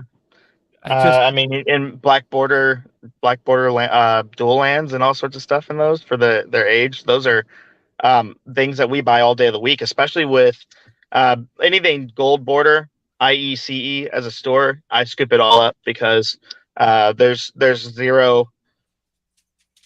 like very little play groups out there nowadays that really cringe at those cards anymore for Commander crowds. You know, they're getting more and more accepting of it. Most Commander events that they're going to use those in are going to be casual play typically, you know, for the most part. And they're WotC printed cards. So I hope that's something that a lot of people have been talking about lately is whether they're going to allow those to be tournament playable or not for certain formats. But the value is just there because of the rarity. So I'm super glad that you touched on and informed us. It's informative for me as well. You know, piecing together when they disclosed the print run numbers that those Mythic editions, I know there was a stink around them because, you know, people ordered them and there was the apology and all that jazz. But if you're looking at the prices now, I think the Guilds one is around 300 and something. The War of the Spark is, not the Guilds. I'm sorry, it's the Allegiance one that is Legions. Yep.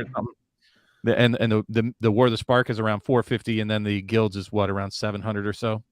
Yeah, but all that just seems low. It does. For a price for something we know the print runs on. Like, it's bizarre they're that low. Now, how many products do we really know the print runs on? Like, is that more of a recent thing when they started disclosing this? Up to Legends initially, and then they stopped disclosing. There was rumors around Revised. Yep. Then just like the strange products, right? Like the From the Vault and the Plane Chase anthologies. I don't know if they disclosed the Commander anthology numbers, but the Mythic editions they did. But it's really weird and hit and miss what they disclose print runs on. Yeah, that's very true.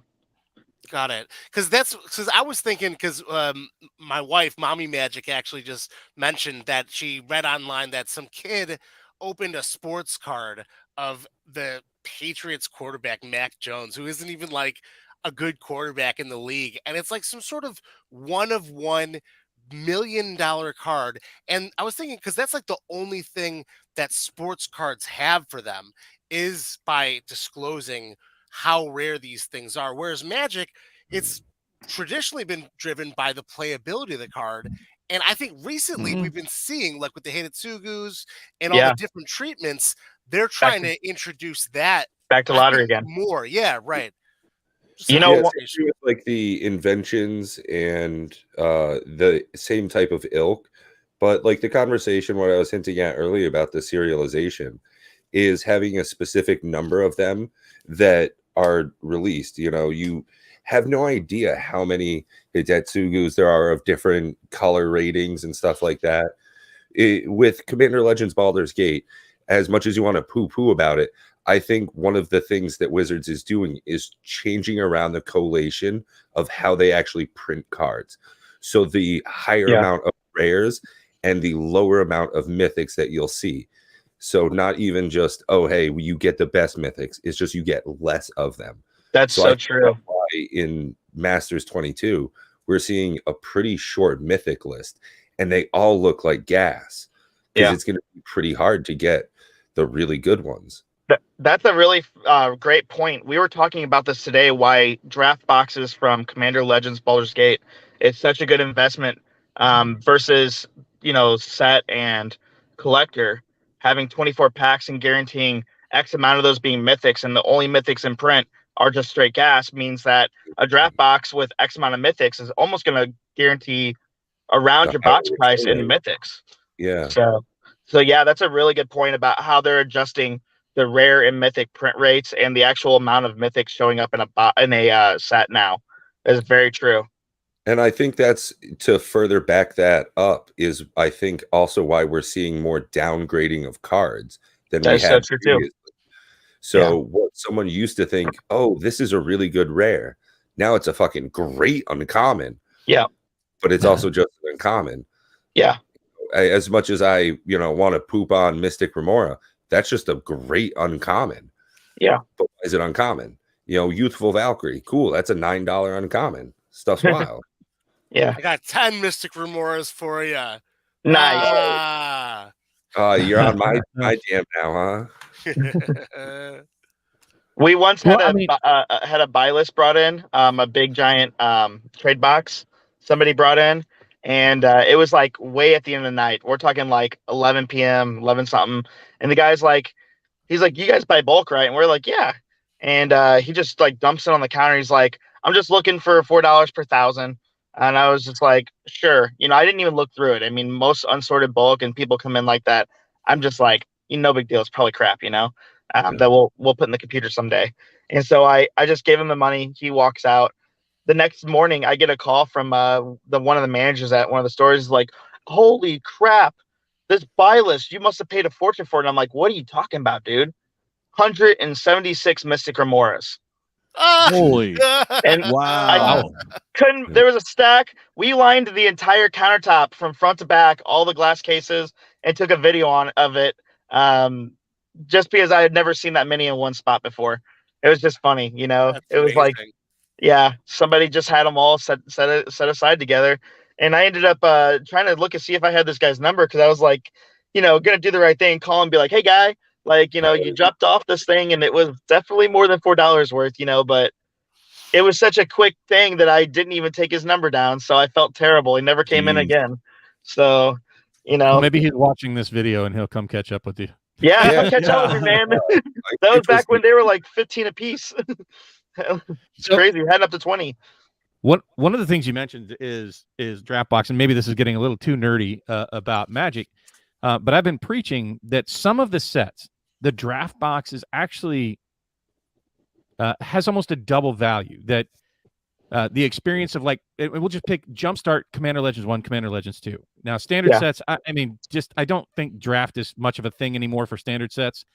I don't know anybody who drafts with collector boxes or set boxes. I don't know how many people are actually drafting MH2 or double masters at this point. So some of the boxes have an inherent draft value to them. If you've ever drafted Commander Legends 1 or Jumpstart, I would even imagine that Baldur's Gate is probably pretty fun as a draft product. It's fantastic. What's that? I said Baldur's Gate's fantastic to draft. In my opinion, it's really well balanced. And it's part of the value that it's a draftable product. Yeah, very true. Sets are just for cracking. Collector boxes are just for cracking. And the draft boxes for standard, is standard draft a thing in your stores, really? Do you do a lot of standard drafting? I scared him away. Bad question. I'm sorry, folks. I think he just froze. But that. Oh, you still there? Yeah. Okay, sorry about that. So I was curious. I think I drove off Wi-Fi. I was kind of curious if standard drafting's even a thing anymore for your stores. We still actually fire draft every Friday. It's about the only day of the week that we can get draft to go, but people still still come up for drafts every Friday. I'd say it's limited because most people want to play in some sort of constructed format. But we still get the occasional 25 players, but the average 20 players a week for both stores. What I really would love to see them do is make more jumpstart style stuff for each individual standard set that comes out, and then allow us to smash up jumpstart for standard. You know, you just pick the set on the wall. Your intended value is if you get the awesome pack versus the crap pack, you know. And the fun of it is that you don't have to worry about playing against the same bazillion net decks and worrying about rotatos and things like that, you know. I think that would be super fun.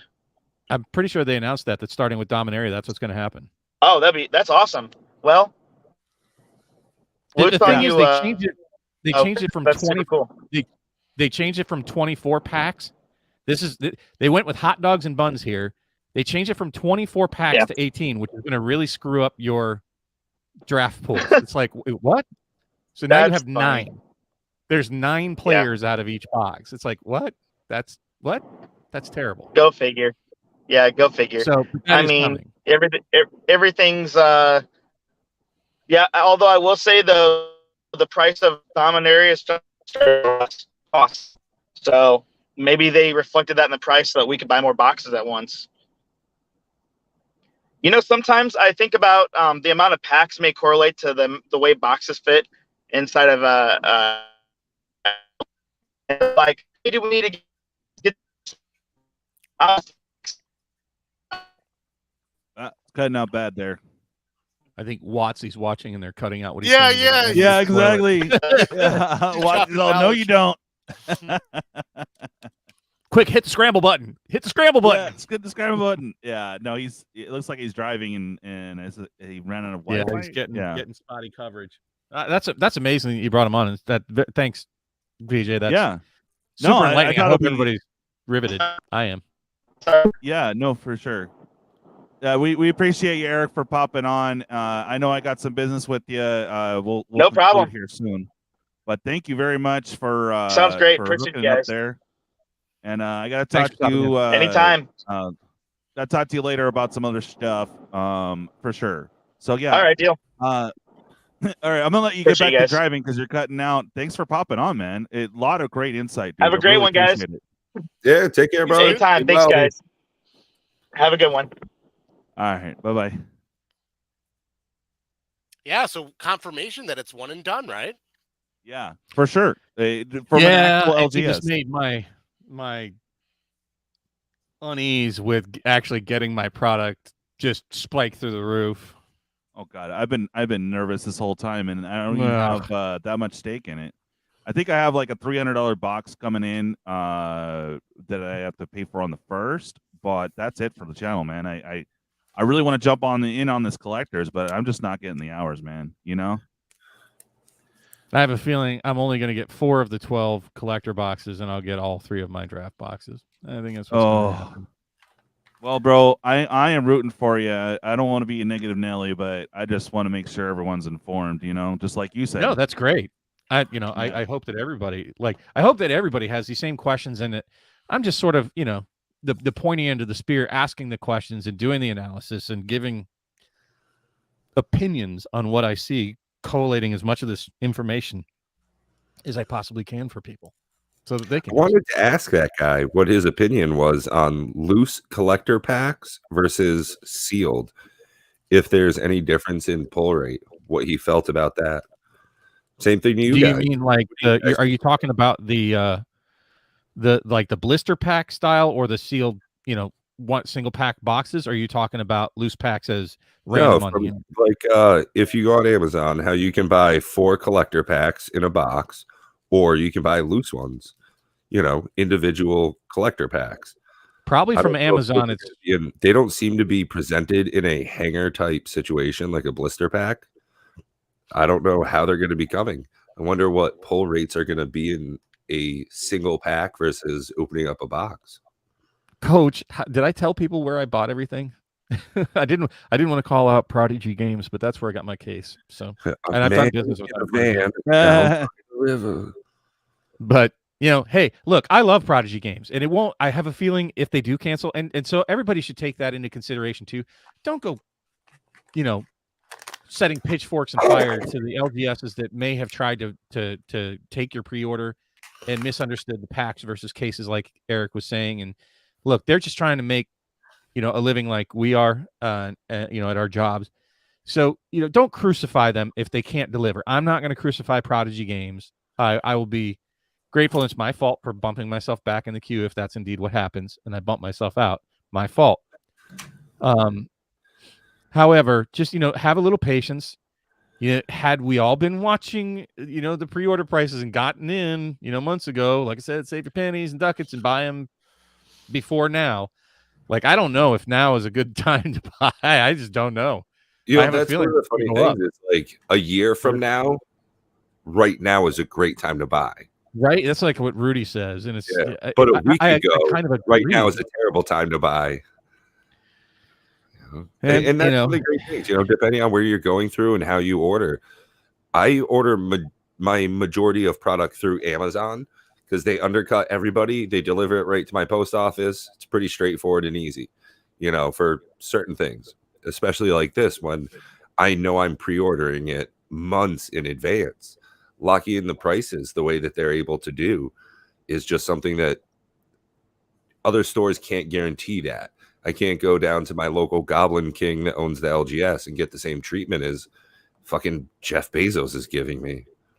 So I did want to, kind of respond to your question, though we talk quite a bit offline and are always chatting in Facebook.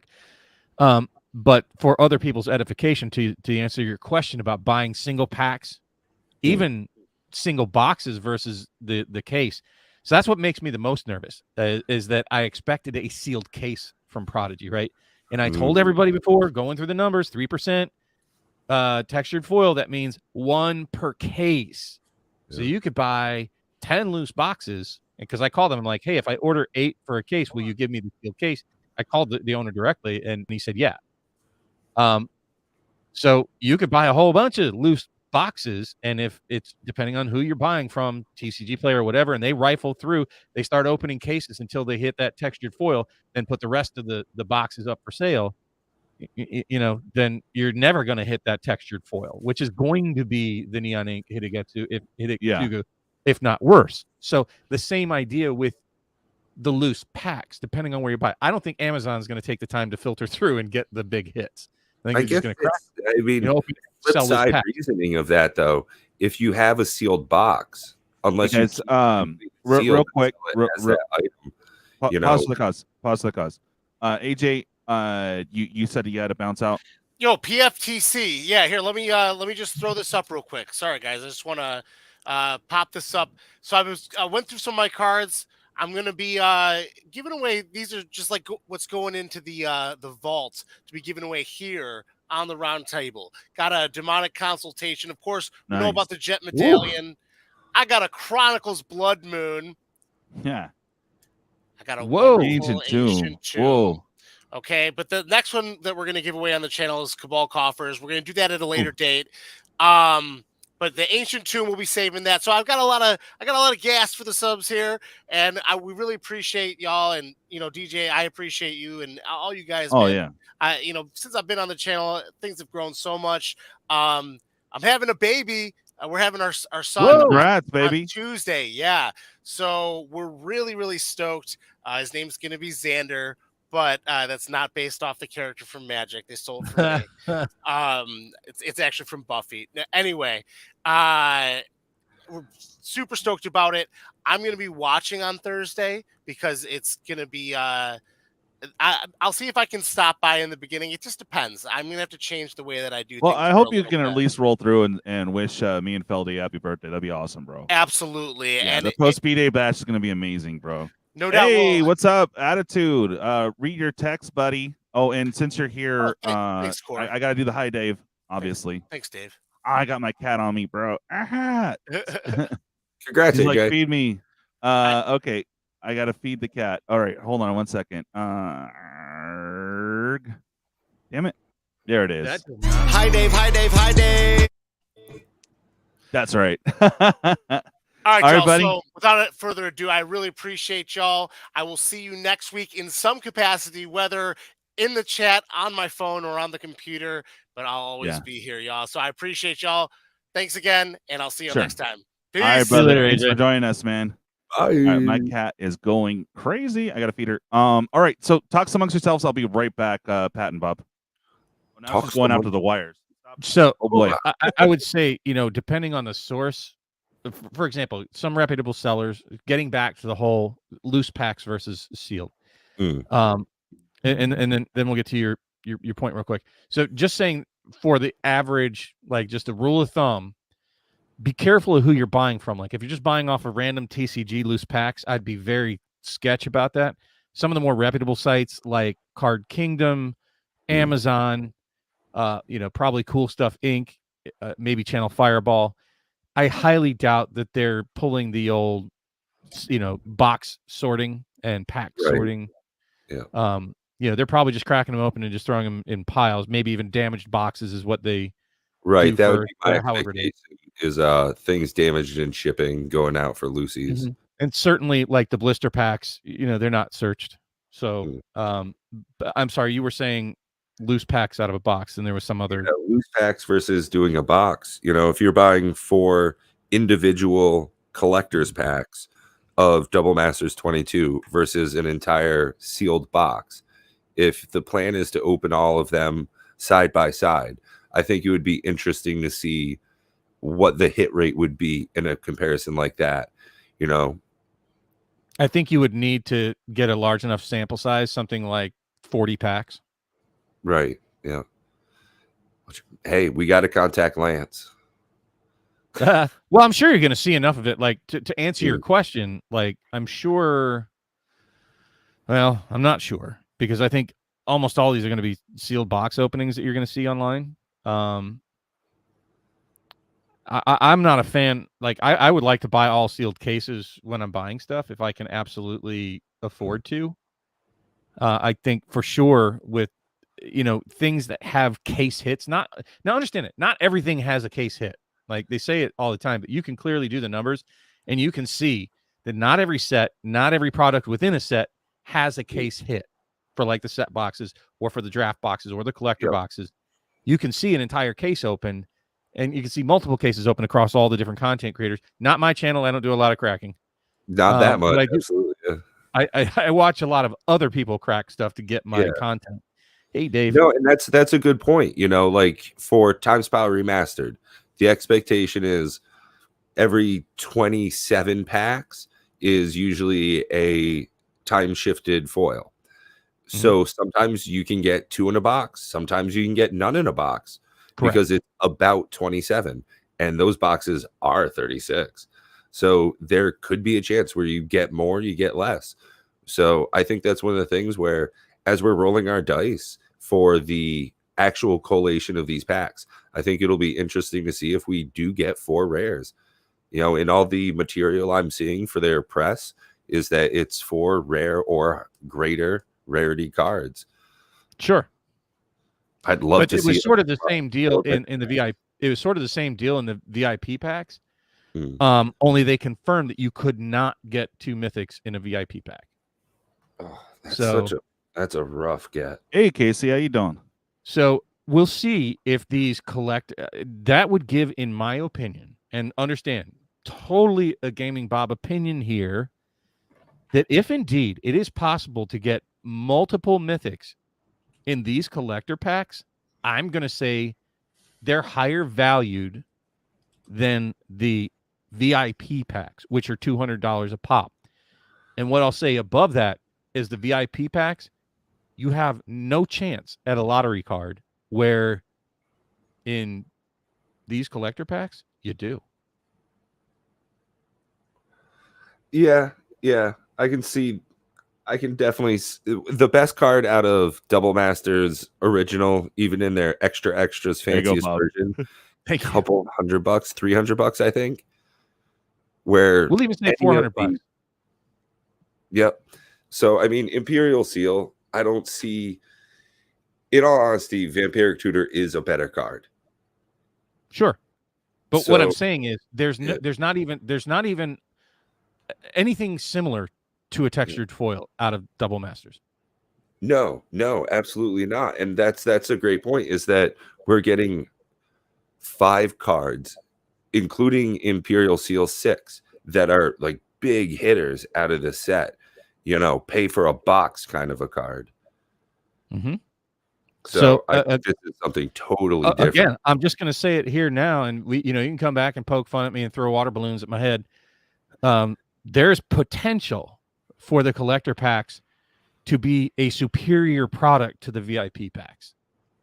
I'm just saying that's a potential that you have. And had you bought them, and I hope some of you did buy them at that 220 to 250 range. I really hope some of you did.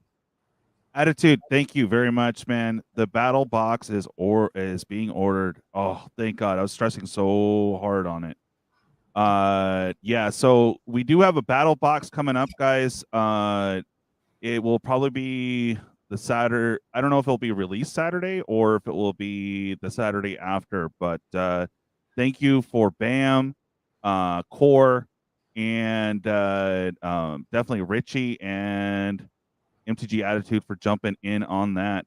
So I think I just need 5 from BAM and Qore, and we're set. It's done. So cool.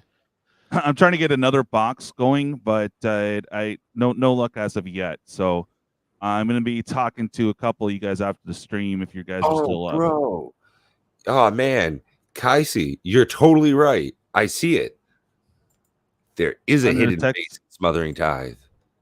Oh. I haven't seen it yet. Can someone pull that up? Can someone pull that up? Yeah, I've got it pulled up. I'll go ahead and share. All right, so I will say this. I don't think Brian's crazy that the collectors will triple within a year. And Pat's point earlier, and this should be very clear to everybody. I do believe that within 2 years, the prices that we're seeing right now that we're all guffawing at and going, it's incredible, it's terrible, they're going to look like a good deal in 2 to 3 years. Yeah. I mean, looking at original Double Masters, currently $700 for a box. It was half that when it came out. You crazy man, MTG Attitude. 50% increases on pre-order prices for this product. So I highly doubt that it's going to go down from here. Yeah. Well, right down here at the bottom, there's a face kind of hidden. Well, are you going to share it? Or, I see it now. Sorry, my bad. You're all talking about it, and I don't even pull it up. Where's the face? Right down here. You can see like a person's forehead and a coin's covering one of their eyes. Yeah, right down here. Oh, wow. I can't see it. Because it's literally a smothering tithe. Here, let's see if I can. Look at that price on it. Nice. Boom, zoom, a zoom.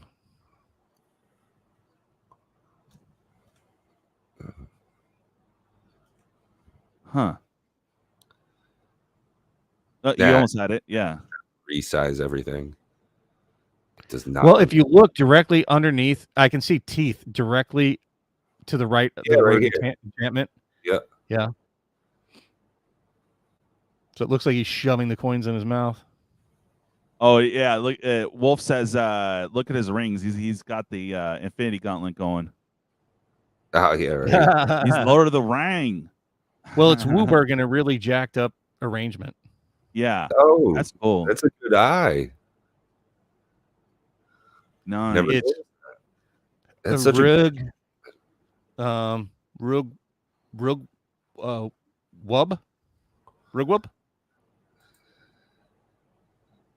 Red, green, white, blue, black. Yeah, that's freaking cool. Oh man, I thought my internet was messing up. That was you trying to pronounce the order of colors. Yeah, red, green, white, blue, black. Either that or I was just stroking out on the stream. Bob's learning Dutch.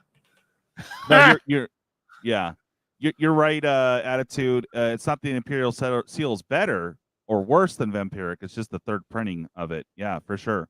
And well, it's First Commander. It's a second freaking tutor. So it's freaking awesome. I can't impress this enough on people. Let's say that they pull what they've been pulling in Mythic's are more rare.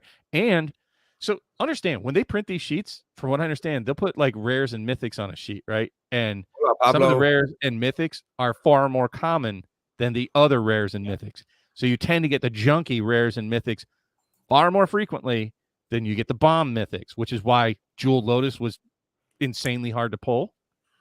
And, Imperial Seal, I have the feeling that's the one that they're going to make super rare, right? I think that's the one that's going to be the hardest one to pull. They want people to be excited about it. They want the values to be up around $300-400 to be commensurate with the $300-400 cards that are out of Double Masters. I'm telling you, WotC knows what they're doing.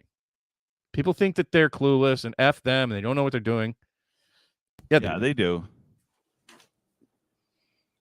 So real quick, guys, for those that did stop by, I have the names of all the people that help out a local LGS this last Saturday. They're not a WPN. They don't have the deals, the discounts, and whatnot. But when I sent him the money from that, he was just like, "Oh, thank God, dude. Yeah, he can keep his lights on for another day." Thank you, guys. I did mention I was going to be giving this away on that night. So what I did instead is I didn't get any interest on the last booster box, which there's some now. But anyway, I promised I would give this out. And I'm gonna go and do that now. So bear with me. Keep talking, gentlemen. I'm gonna pull up the wheel. So I'm actually gonna ask BBD, Dave, do you mind if I share that quick story about what you purchased at Ground Zero Comics? So I'll wait for your response. There's a little bit of a delay. So I'm just gonna say, folks, that BBD, he was here last week, and it was far too short of his.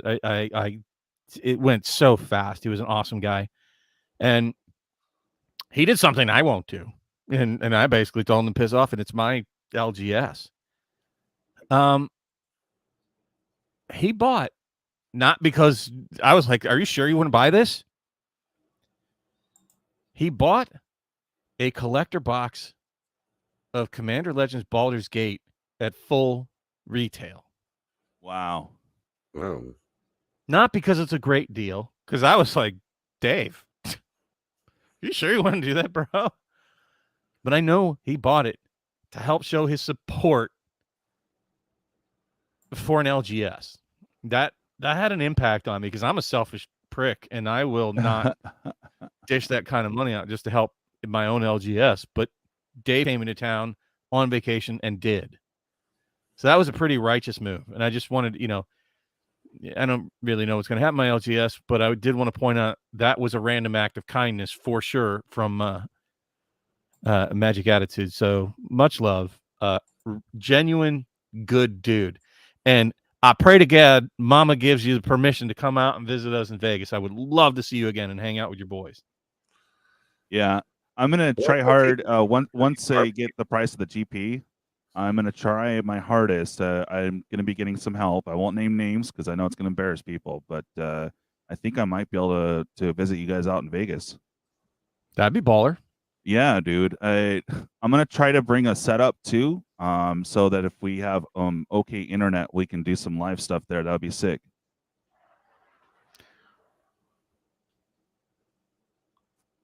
Oh, hell yeah. I'd love to see you guys out there all together.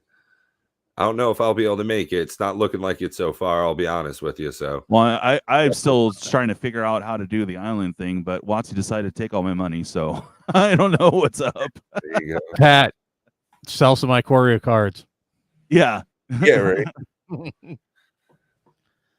Oh, it's looking nice, Qore. Hopefully, not this coming TET, but next year. So 2024, I'm going to have a break from this project I'm on. So probably going with a friend over to Vietnam again. So nice. Okay. That. Qore, we got a chat, bro. We might, if you want to swing down this way, I will try to get help with gas, but would it be cheaper than taking a plane over there? I don't know. So I just want to say, Pat, let me know when your Vietnam thing is so I can schedule BobCon too. That's right. Oh, yeah, right. Where are you driving from? I used to live in Vegas, DJ. Oh, coming down from San Diego. It's just I don't want to give too much like personal 3 stuff, hours, but bro. oh, I know. I'll tell you off stream what the deal is. But anyways, yeah, no, it would be cool, Qore, if you're down for that, brother. Let me know. We're gonna talk Minty too, and just do like a little Cali Unite party down here, and then drive out. That would be sick. Pick up some APAC promos while you're in NAM. Okay, what is APAC? APAC stands for Asia Pacific, and they were lands. If you're a fan of Peddler, okay, they were expensive. I miss Peddler. I mean, I loved his, popped in earlier. I did say hi, but he popped in. It was cool. Quirky, land stuff. I used to enjoy it. It was very cathartic. It's almost like watching a fish tank with his lands. And, I feel that that's sort of missing. And I love that. I love all the different aspects and the different value that people get from Magic. And I love basic lands. I do love looking at them. They're usually like some of the coolest art. And, that was really, really cool. I miss it. All right, I got it set up. Thank you for talking while I got this set up. So the people on this list is everyone that showed up to the stream. Not everyone that helped, but we're in the chat, so we super appreciate that. So we got Justin, Minty, Absolute Dog, Funnel Queen, Brian, Shandi, Ace Explorations. I was making sure I didn't have a double in there. Qore, Twiddler's Place, Dystopian World Games, Catherine, Kevin, and Manamonk, and Gregory Marston. You guys all showed up to the stream and hung out. I appreciate you. So without further ado, let's go ahead and spin this bad boy for the regular version of Bountiful Promenade. I will put it in your box and ship out on the next battle you guys join, or if you want to help me out with shipping so I can keep the giveaways flowing. So here we go. Let's do it. Yeah, baby.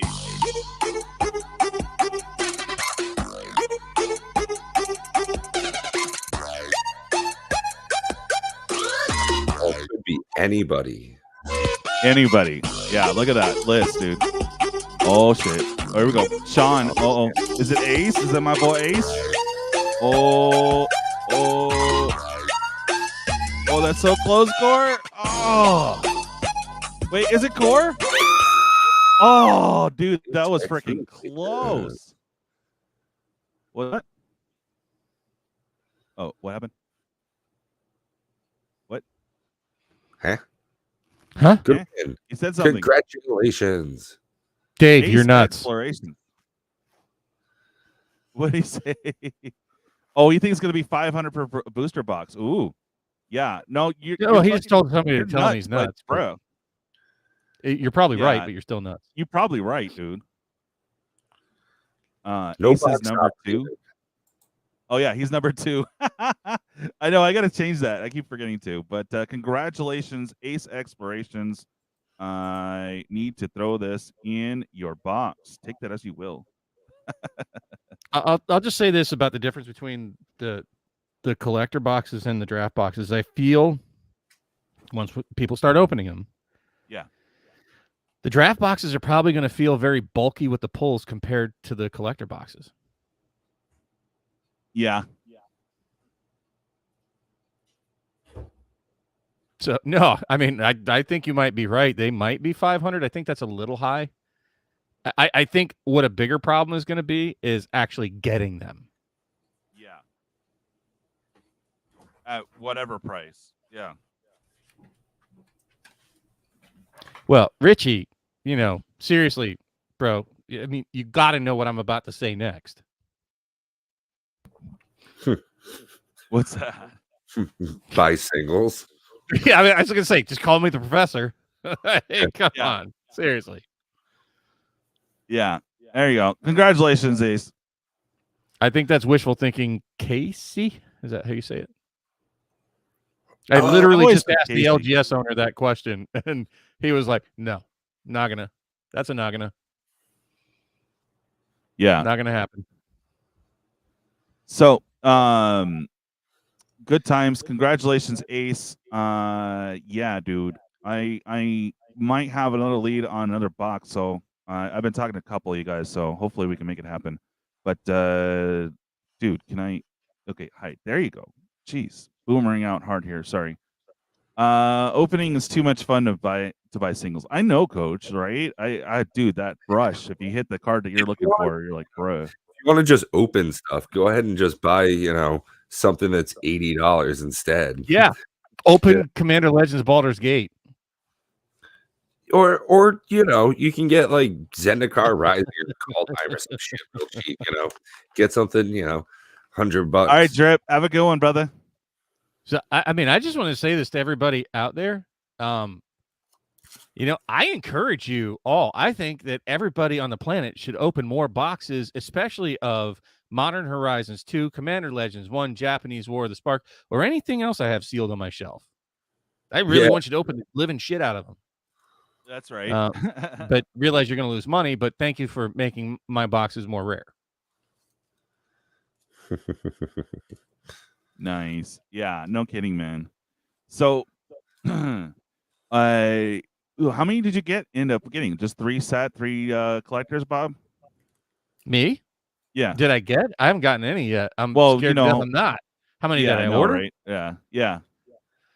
I ordered 3 draft. Are you talking about double bubble? Double bubble flippy. Yeah. Yeah. I ordered 3 draft boxes, 1 from Amazon because I had a bunch of like cards to like cash in. I got hell like yeah, dude. $150. Yeah. And I got 2 from Game Nerds, and then I got 4 collector boxes from Game Nerds and 8 collector boxes from Prodigy. Well, at least it's what I've ordered and paid for. So 12 total collector boxes, 3 total draft boxes is what I paid for. Wow. And I think the total price for all of them, let me see, it was like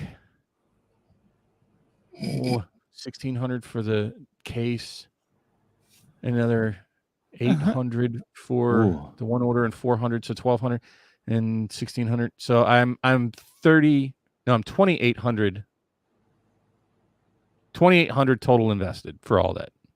Wow. And I think now the going price as of today for 12 collector boxes plus 3 draft boxes, well, shit, probably closer to $4,000. Yeah, well, for sure, bro.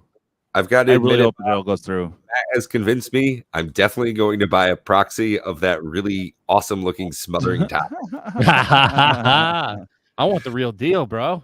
Yeah, the real deal. I do too, but for $3.50 shipped, I can also get something that just looks super awesome. And for my intents and purposes, I can just I play with paper, like little slips of paper off the printer here. So and I gladly play with you. You can proxy the shit out of it. I don't. That's care. right. Yeah, he's still gonna bust out Turgid and make you sad. Oh no, no. My buddy actually wants to build a Turgid deck, and I've been goading him on to doing it because if you know that you're playing against a deck that's super powerful and meme, you just look at all your other friends and say, "Motherfucker over here is arch enemy. Let us team up, my fellow peons, and take down the Overlord." That's right. Yeah, no, I've seen draft boxes for as low as 75 on freaking Commander Legends 2. Not what I have this box set for because it's retail, but we might crack this Saturday. Just gonna pack it out. There are 5 a spot if you guys want in. I think Richie's gonna get most of it. I'm still trying to figure out stuff, but so Saturday we are gonna have a late night box break. Make sure you guys tune in. I know it's super late. If you guys are a night owl like me, by all means, come and hang out with me. I appreciate you. Fuck that. Honestly, White Wolf, I don't think. I'm sorry. I don't think the price is going to drop much more on Commander Legends 2. I think 75 is probably the 70. I know. I say that price, and it seems like no, that's not. This is from a local LGS. I'm just helping them out, and it's $120 for the damn box. So it's just like, oof. I'd rather buy that 75, but hey, help out your local LGS. Get some packs. Let me know, guys. Hey, I really do appreciate you helping out. They're a super awesome store. I mean, they're just cool. I don't want to lose them. Anyway, it's not dropping Canada yet. Okay. White Wolf, are you Cold Paw, or is this someone totally different? I'm just curious. You know, you can tell me later. It's fine. It is looking like I might be able to work from home with my new position sometimes. Really? Yeah, so that'll be a thing I've never done. If so, I might be able to get in on some late night EDH because I can do work whenever. Man. Would love to have you, bro. I know you work in the morning, so it's rough, but yeah. I'm going to tell you this right now, Brian. Proxies have been in play since I started playing in 94, and it was usually like basic lands or some bullshit common that you would get a marker out and be like, okay, this is a Sengir Vampire. It's like, okay, cool. Nice. Yeah. So proxies have really been part of the game forever. I wish I can afford a collector's, bro. I really want that freaking full art damnation. It looks so sick. Save your pennies. You'll be better off just buying the single if that's what you want than buying a collector's. Well, right now it's $350, so no thanks. That'll drop. So understand, people, do not buy. I don't recommend buying any pre-order singles for double masters. We have no idea how rare any of these are going to be. And it's far more likely that all of them are going to drop. I wonder if Mox has been drinking the Kool-Aid or something, because he was saying he bought some Imperial Seals. Yeah, he bought one. He did. He bought one. Yeah. I was like, wow. But I agree that this is not the time to be buying singles. Like, I don't agree that you should be. Like, is it possible he's right and that it could go up from here? Maybe. Yeah. But the trend on almost all these cards is to go down after release. Now, will they recover? Yes. To what extent? I don't know. How far will they drop? I don't know. But if we're following trends, then the singles are going to drop as boxes get open, and boxes will be opened on this. So don't kid yourself. The discipline is going to be hard to maintain. How many of you here, if you buy one box or only get one box, are likely to keep it sealed? So I've got 2 collector boxes, 4 collector packs, and a draft box. One of the collector boxes, shaking hands on it with my business partner, we're keeping sealed. We might keep 2 of them sealed, but we're opening at least 4 collector packs and the draft box for an actual draft. Yeah, that's right.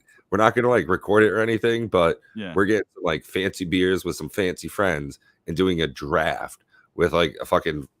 So to my point, though, if what Eric was saying, due to allocation problems, that the only thing you get is that draft box, are you guys going to keep it sealed or are you going to crack it?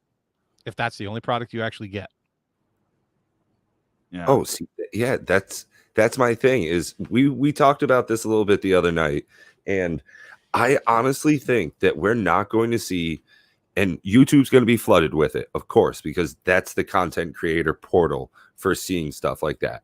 You're going to see a lot of people opening it, but I don't think en masse will have the same type of opening, with a collector's pack being the equivalent of a cheap box of draft of Magic. I don't think we're going to see that many of your run-of-the-mill entry-level Magic players opening collectors. Even the regular draft pack at the current market price are almost $15 a pack. That's like a cheap collector's pack for a draft pack of double 22. I am freaking ready for the post B-Day bash. I got it in finally and managed to get this for, was it $210 after taxes? So, pretty solid. Yeah, so not bad, but I am ready for the battle next Thursday, guys. So we're going to have a regular MTG roundtable for a good 30 to 45 minutes, and then we're going to jump into a collector's battle. I'm still working on price support, but there is going to be something cool for the high and the low for us content creators that are jumping in. So it's going to be nice. And yeah, dude, right after the initial stuff, we're just going to do 2 rounds of 6 packs each. And then whoever gets the highest and lowest CMC gets a little something. So it's going to be cool. Plus, you all should stop in and wish Feldy and I a happy birthday. I won't say no. Oh, man. Yeah, no, you're right, Casey. Now might be a good time to pick up the original singles, but No. Bob says no. He thinks it's going to go down a little further. Absolutely. The original singles are going to drop. Actually, what may end up happening, I think you're going to see some more chase versions once we start getting a grip on how rare some of the versions might be, especially if they're highly sought after, like the one behind my head here, and the Smothering Tithe with the face version. And, some of these are just super dope, like especially the Vidalcan Orrery on the full art. I want a damn playmat of that already, and there's so many others with supremely dope art. I will say this about the art. I like the art more this time around. What was that, Bob? So I'm just going to say that we might see a changing of the guard on what people consider the most desirable version of some things, much akin to like the masterpieces. So don't be surprised if we see a changing of the guard. And I think that's healthy for Magic. They need a way to create a pseudo reserve list. I hate the reserve list, but I love the idea of a pseudo reserve list looking at you, Hidetsugu and Viscera Seer. Masterpieces. That's the way to do it. Because let me ask you this. Masterpiece Soul Ring, right? $1,000 card. So for the whale that wants the Supremo version, and he's got, $1 billion looking at you, Posty, not a big deal for them to go get that, right? And it's something for them to target to have that thing. But if you, as the poor player, just needs a Soul Ring, you got $1.25. It's less than a coffee. So that's the right way to do it. Reserve list just blows. I'm sorry, it does. I hate it. Said many, many times why. I think it becomes this exclusionary card that some people gain an advantage in different formats for. It's just stupid. Make better versions or more desirable versions, or make it so that the OGs are the really desired ones, but open up the playing to everybody so that you don't have to go print proxies for shit. That there are cheap enough versions of everything, that it's not wallet breaking to get a playable version of something. Maybe not the Smothering Tithe you want, but you don't think those Smothering Tithes are about to drop down to $15 to $20 a piece? You're out of your mind. The originals. Yeah.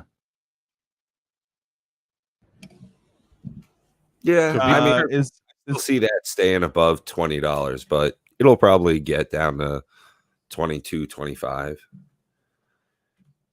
Just too good. Yeah, it is. I don't know what it's going to get down to, but just saying that they're going to drop from their $60 high, very much back down to earth to where most people can afford a $15 or $20 Magic card. Yeah, well, that is a good question, Coach. How many mythics are in Double Masters? I think there was 35, 40? 34. I have to go back and look. Yeah, I'm hearing a pool between mid to upper 30s. I think I heard some people saying 36. Some people were saying 40. Yeah, I don't know off the top of my head, and I don't know what all was spoiled today, so I haven't had a chance to look. Sorry. Been busy. Yeah, no, Tithe, I think, was spoiled today. Tomorrow's the last day of it, right? No, today is. Today's the last day. Okay. Yeah, so we have the whole set spoiled. We were kind of cruising it earlier. I don't know why, but Mythic is always tough for me. Mythic.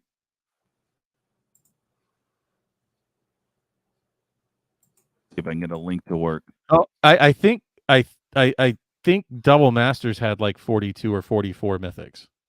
Okay. The OG 2020. It had a higher number. I looked at it going, wow, that's a shitload of Mythics. But yeah, I won't be surprised if we're in that same wheelhouse with Double Masters 2022. So, it's. I just wish there had been a bigger pool of the textured foils. Like, a textured 5 seems rough, man. 5 seems rough. Well, not only that, Liliana, what a shit card to make a textured foil out of. Oh, I know, like, right? Would you rather have her, veil, dude? Oh. Dude, no, well, hold on. Think about this. What if it was like a textured foil, even Assassin's Trophy? How many people would hunt that down? That'd be a $300 card. What if it was a textured foil Damnation? What if it was a textured foil, I don't know, Concordant Crossroads? but Emrakul that's like banned in Commander, and who the shit's going to play that? Or a textured foil Teferi. You know? Yeah, that would be nuts. Protection. Or textured foil Crucible. Yeah, some of these would have been textured foil. I don't like that Phyrexian Altar. I don't. I really want that freaking Growl Turf though, all foiled out. It's just freaking cool, dude. Battle and everything. Oh, some of those cards do look really good, and bounce like I love the art this time around. Like the first set was decent. It was really cool art, but I mean, dude, the art this time around I think was way better. That's just my own personal opinion, of course. I think they crushed it on the art. I really do. Some of it, like I don't like Chaos Warp. That just doesn't even fit with the rest of it. No. I've got to say that's Damnation is, in my opinion, better than the Liliana that is also textured foil. But I like the artwork more on the Liliana than what they're doing for this Damnation. Right, but tell me that you wouldn't. What would you rather have if there were two that you could make and you could have one? Would you rather have a textured foil Damnation or a textured foil Liliana? I'd rather have the textured foil Damnation. Yeah. Textured foil Damnation. I'm textured foil Liliana or textured foil Mana Drain. Mana Drain, because I don't play black. So again, there's so many cards that they could have picked that would have been more highly desirable. Yeah. Mana Vault would have been like a shoe-in. Yeah. Divining Top, Aether Vial. Right. You know, some of these at textured foil would just be City of Ass. You know, it just City of Ass. Yeah, you know, there's so many playable cards. Force of Negation. Can you imagine that in textured foil? Oh, that'd be amazing. I'm looking at DJ go through this set of cards here, and it's like, this is ridiculous. Like, I understand why this is hundreds of dollars to buy this product. And just think of how much more ridiculous it would have been had they increased that textured foil pool to, say, 15. 15 of these cards. So, Catherine asked which ones are actually going to be textured. So I can just list them off real quick. We don't even have to look at them, but we can. You have the Ren and 6, the Liliana of the Poopy Pants, whatever she was, and the 3 Eldrazi Titans. That's it. Those 5. No. Yeah. Ren and 6 isn't on the textured foil. Damnation is. Yes, it is. No. Ren and 6 is. Let me go back up. Okay. Oh, I didn't Basic set. It's all the way down here at the bottom. So these are all the fancy versions. Okay, go up. Come on. So these are all the etched, and then going up to the textured. Okay. So we have two different. This is the etched version of the Liliana. Nope, you have it backwards. Oh, is this one? It's the 500s. If you zoomed in, I did that before. The 500s. Okay. I did that on the Cardboard Conversation. The 500 numbers are the textured foils. So and they have them in order. Okay.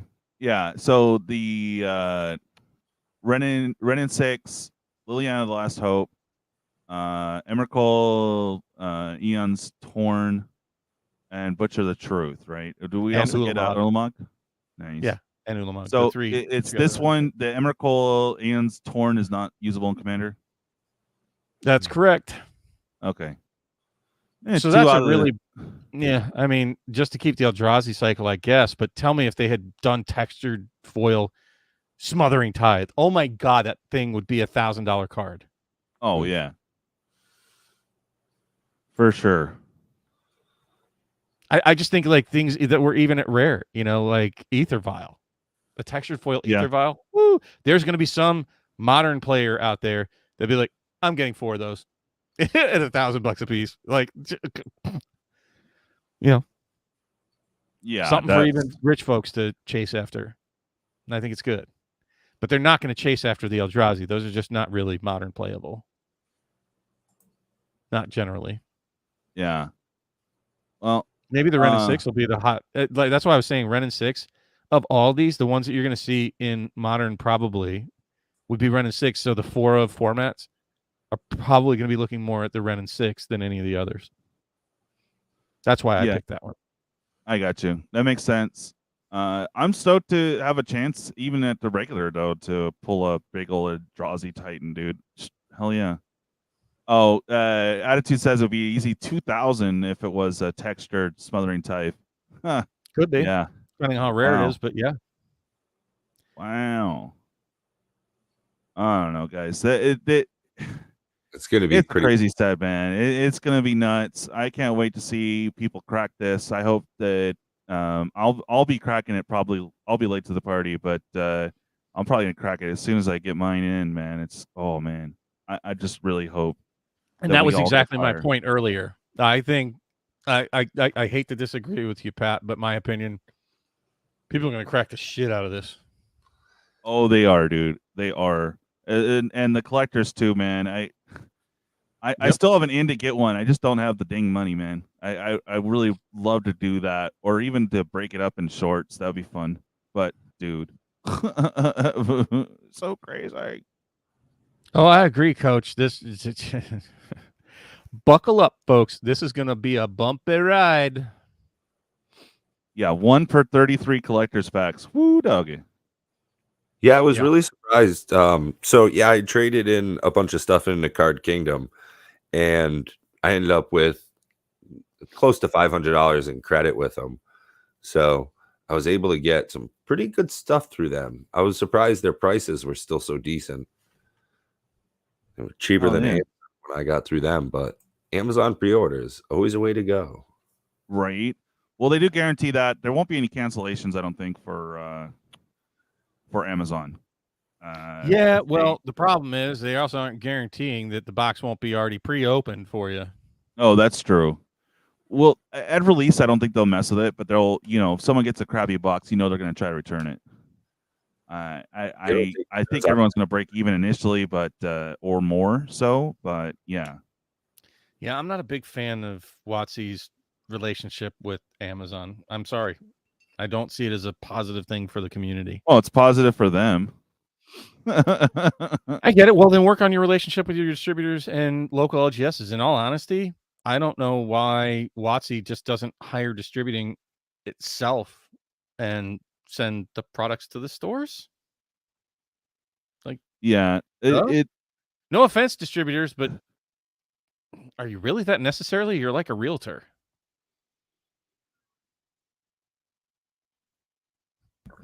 Sorry to all the realtors out there, but yeah. FSBO, baby. Yeah. Oh man. I just keep clicking refresh on Amazon. I was doing that earlier. Like I came home. So true story. This morning I looked on Amazon. I'm pretty sure it was this morning, and they were the collector boxes were $279. You and I have been doing this all week. Pat and I have been watching these prices go boop, boop, boop, boop, and laughing the whole time because we've got our pre-orders in.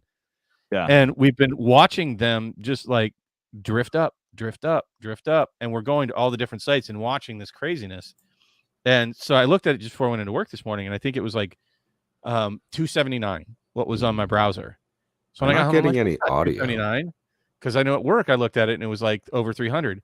And so I refreshed the page just between this morning and this evening, and it was like $339 or something on Amazon. Oh, it's like, good Lord. A one-day refresh?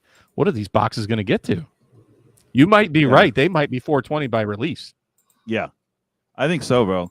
Because it's just too, it's too crazy. All right, here we go.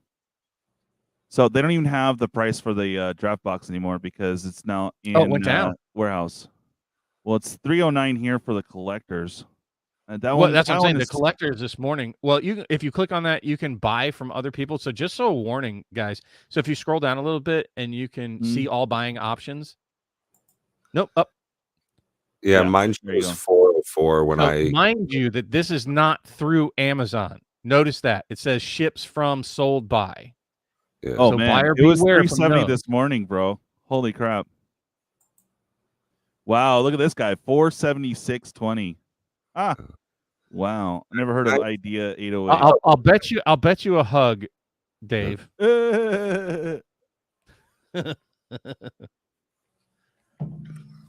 Shit, yeah, man. We're gonna see 420 real quick on any one of these boxes. Yeah, I mean, dude. Well, that's I'm already over that. What's the interesting one that I've been watching was TCG Player, right? Because that tends to adjust slower and people. Okay. So TCG Player tends to like have sellers that are racing to the bottom to be the first one to sell their product and whatnot. That's when I saw that guy who had 411 boxes up. Again, I remember who it was, but I'm not going to tell you who it was. So I had to do the math. I'm like 411 boxes, and so I calculated it was over 50 cases. That's why I was asking Eric. I'm like, what's the reality that guy got 50 cases and you're talking about having like 100 boxes to sell total for the Midwest or 1,000 boxes for the whole Midwest? I'm like, no. So you'll know if you go there that TCG Player, that guy no longer, there's nobody that has anywhere near. I think the one under him had like 110 boxes for sale. You don't see that anymore. Like I don't think they sold through them. I think they realized, oh shit, I'm gonna oversell what we actually have. Look at that, 2,300 for a case. Wow, 24. Okay. 24 for collectors because there's 8 of them. That's why. But we got some old ones. Look at that. They're expecting 800 from Kozilek. Ooh, 700 for Infinite Gyre. Lily's in about 6.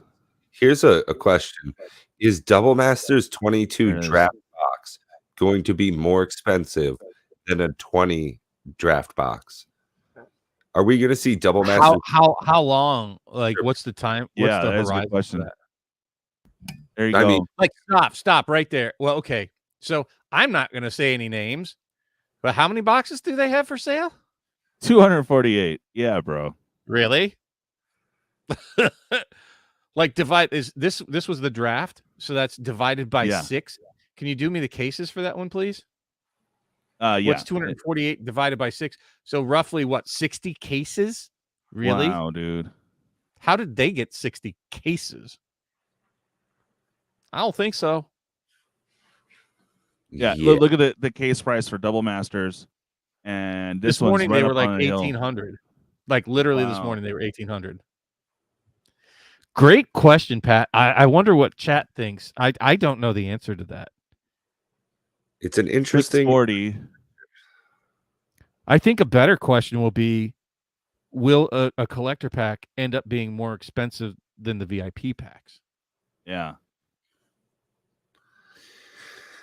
I think soon enough. Do you think they will? I don't know if they will. I don't know. That's just I crazy, think it's man. really going to depend on, are they truly more rare I than don't the know. VIP packs? Like per pack? Are there less collector packs in total than there were VIP packs in total? Mm. I think guess that's going to be from what was that guy's name? Eric, you said? Eric, Yeah. yeah. He was saying that he had Double Masters VIPs hanging around because of the VIP tag. So they couldn't quite move the product. Whereas we're on the flip side right now, whereas no one can get the product. So it'll be a interesting flip. You know, the market's impacted very distinctly in both of these releases. So seeing how the price ends up coming out. I mean, we're also going to see what the value is in these as well. When they start getting cracked and we see shit, maybe you get a 4 mythic pack. Maybe that's a thing. Well, if you do, God help this product. It's if it's possible to pull 4 mythics out of a VIP, I'm sorry, out of a collector pack, I think they will ultimately surpass the VIP packs. Well, that's what I'm saying, because price equivalency, VIP packs are, let's lowball a little bit, $200. That would mean that this collector booster display box has to go to $801 to beat it. Yeah. Pound for pound, price for price. And well, fuck all. If you can get 4 mythics and what's the Amazon page here? 4 cards, rarity, rare or higher. Now, it doesn't say the same wording as it did on the original VIP packs. Those had a little bit wording. It said a combination of rares or higher. And this has got 6 borderless cards every pack, 1 foil etch in every pack for the collectors. So these things are real juiced up. With all these guaranteed slots as well, being in a booster pack situation, there's so many good checklists. You know, we're hitting a lot of boxes on this stuff. Dude, it's poised to be better than Double Masters. It really is. Exciting. It's possibly rarer than Double Masters as well. It's interesting. I don't know if you watched my to pre-order or not to pre-order. That is the question video, Pat. I know that DJ did, or at least you commented on it, DJ. So thank you. Yeah. But one of the comments that one of the viewers left me was, "I've never seen something sell out in pre-order." Well, you're seeing it now. Yeah. Yeah. Take a look. Yeah, I mean, there's gonna be less stores cracking it for singles, even. So it's nuts, man. Yeah, I think stores are in a difficult position on this one, right? Right. Yeah. If they hold the limited amount that they get for cracking themselves, they're going to piss off most of their customers. Right.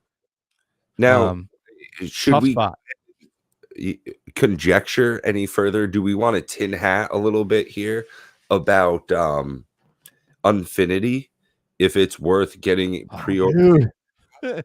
I live in tinfoil hat world, but yeah, I can. I mean, if you guys want to get into that, but I've already pretty much said most of what I had to say about that.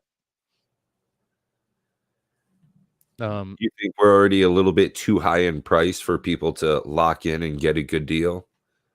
I think that, honestly, you're talking about what it is? Yeah, I won't be surprised to see it climb again. I mean, look at the prices of Dominaria, right? And if you don't think that Brothers War is going to be in that same ballpark, sorry, you're wrong. Right. Yeah, and Unfinity will probably be similar in line. I mean, these are all, products that they talked about, the price hikes. So, well, like what besides Shocklands, and Fancylands, what else is going to be in that set? Some cards are legal to play. Yeah, exactly. That's one. Yeah, and then on top of that, they just have such a giant pool that now they have cards that they can switch to this new playable format. So there are previous unglued, unsanctioned cards that were phenomenal, didn't really break the format, but because they're now making some uncards legal, they have this incredible pool to draw from that nobody's looked into. So there are great combinations that we might be able to get as legal playable cards. So beyond that, Pat, and you and I have discussed this. I'm not sure if we have publicly. If not, then we're doing so right now. It appears we may get stickered cards. So that really, really starts making the tinfoil hat boil over time with the circle land that we're now getting out of Double Masters. So instead of having the circle, you just reveal the sticker and that's what you get. Random chance, right? But instead of producing mana, it may have like potential of keyword here, death touch or whatever the hell. Who cares? Indestructible or serialized card. 1 out of 10. Yeah, they'll probably do that with stickers, man. That's so. I mean, that's what we think. I mean, this is serious tinfoil hat, like very low probability. People, I'm not saying it's not that you heard it here first. These are just possibilities that could come from something like a stickered or destructible card, which is what I was talking about. Wherever the hell I was talking about destructible cards the last time. I don't know where was it? Anyways. I think that was here on the round table. I don't remember if it was Saturday or if it was a round table. Might have been Saturday. On Cardboard Conversations, by the way, if you guys aren't aware of it, we also do, Pat and I do another kind of toned down version of what you get here, much more floaty, talky head kind of stuff on Saturdays at 7 p.m., trying not to conflict with other people's stuff. Yeah, I can't do all those fancy graphics. DJ spends a lot of like time and effort, and he's really good with computers and stuff and click clack. I I'm a good hack. That's on Pat the Pauper's channel, 7 p.m. Eastern. Yep. We try to do it every Saturday. So that's what I'm talking about. I get confused as where I talk about things, but I was talking about the idea of destructible cards because I was talking about this move in board gaming for what are called legacy games like Pandemic Legacy and Clank Legacy. And the concept is like, think of Monopoly, where on your playthrough, you tear up Boardwalk, right? Like, like an event can happen. And so, and then you have stickers that you place over Boardwalk. Like, okay, instead of having Boardwalk, now when you land here, it's a toxic landfill and you have to pay $1,000 to decontaminate or whatever it is. So that's the basic concept. Now, I hope that you're all following me and you haven't fallen asleep yet, that you can introduce that same concept in Magic. And it's already been done decades ago, or at least a decade ago, with, if you ever played the World of Warcraft card game, anybody even aware of that? I knew it was a thing, but I never interacted. No. So you could open cards out of the pack, and some of them were worth thousands of dollars, that on the card itself, you had a scratch off on that card that you could redeem the code in World of Warcraft for mounts. And those cards went for thousands of dollars. Now, just let's try to replace that concept of, you know, changing that code in for a mount to being in a tournament where you could scratch off and your one creature gets +10/+10. That's a possibility under a scratch off, or it gets indestructible, or it gets tutors when you scratch this off. That this concept of destructible collectible cards in the Magic venue. These are ways that they can go with that if they start doing peel off stickers or scratch offs or just circle destructible. It's already in the game, guys. This is, remember, super tinfoil hat here, but they could do things like that. Yes, you're correct, Casey. It was the Spectral Tiger, but there were others. And if you think about where they can go with that, if they start going in that direction and you get these destructible cards, but you don't peel that off, think of how much you could sell those for in the secondary market if they are undamaged, untainted, uncollected, undestroyed, and they become tournament legal. Woo! It could get crazy, folks. Yeah, for sure. So, all right. you know, Well, like Attitude, thank you for getting back to me, man. Cards. Yeah, no, good times. All right, so let's go ahead and wrap up. Thank you everyone for coming today. Make sure you guys hit the like button. If you haven't already, please hit the subscribe and check out the description. All awesome content creators here on that list. Give them a little love and give them a little subscribe. It's greatly appreciated. But love it. Night night little spoon and night dirty spoon. Ew. Actually, I did not know that, Coach. Just to I'll have to dig into that. I didn't know that was a peel off. Oh, I remember the Golfland. It was a plains. It looked very weird. It had a red border, and I was like, "What the hell?" So that was a peel off. I'll have to look at that. Wow, I didn't know. Wow. All right. Well, I will see you guys Saturday. There is going to be a late night box break, and of course Sunday for late night EDH. And I will try to get some content up between now and then. But it's crazy times, guys. I'm gonna go. Good luck, everybody. My bucks. Yeah. Good luck on this. Good luck on the on your pulls. And yeah, man. May the value be on your side. I hope that everyone got their pre-orders, going to actually get it, and we can all share in glory of our pulls. It'll be awesome. But I will see you guys Saturday for sure. And thank you, Bob and Pat, for coming on. Always a pleasure, guys. Always. And we'll catch you next time. Yep. Y'all, gents, take care. Be well out there. Bob, stay posted for a second. I wanted to get at you for a second. All right. I'll talk to you guys later. Bye. Peace. Later.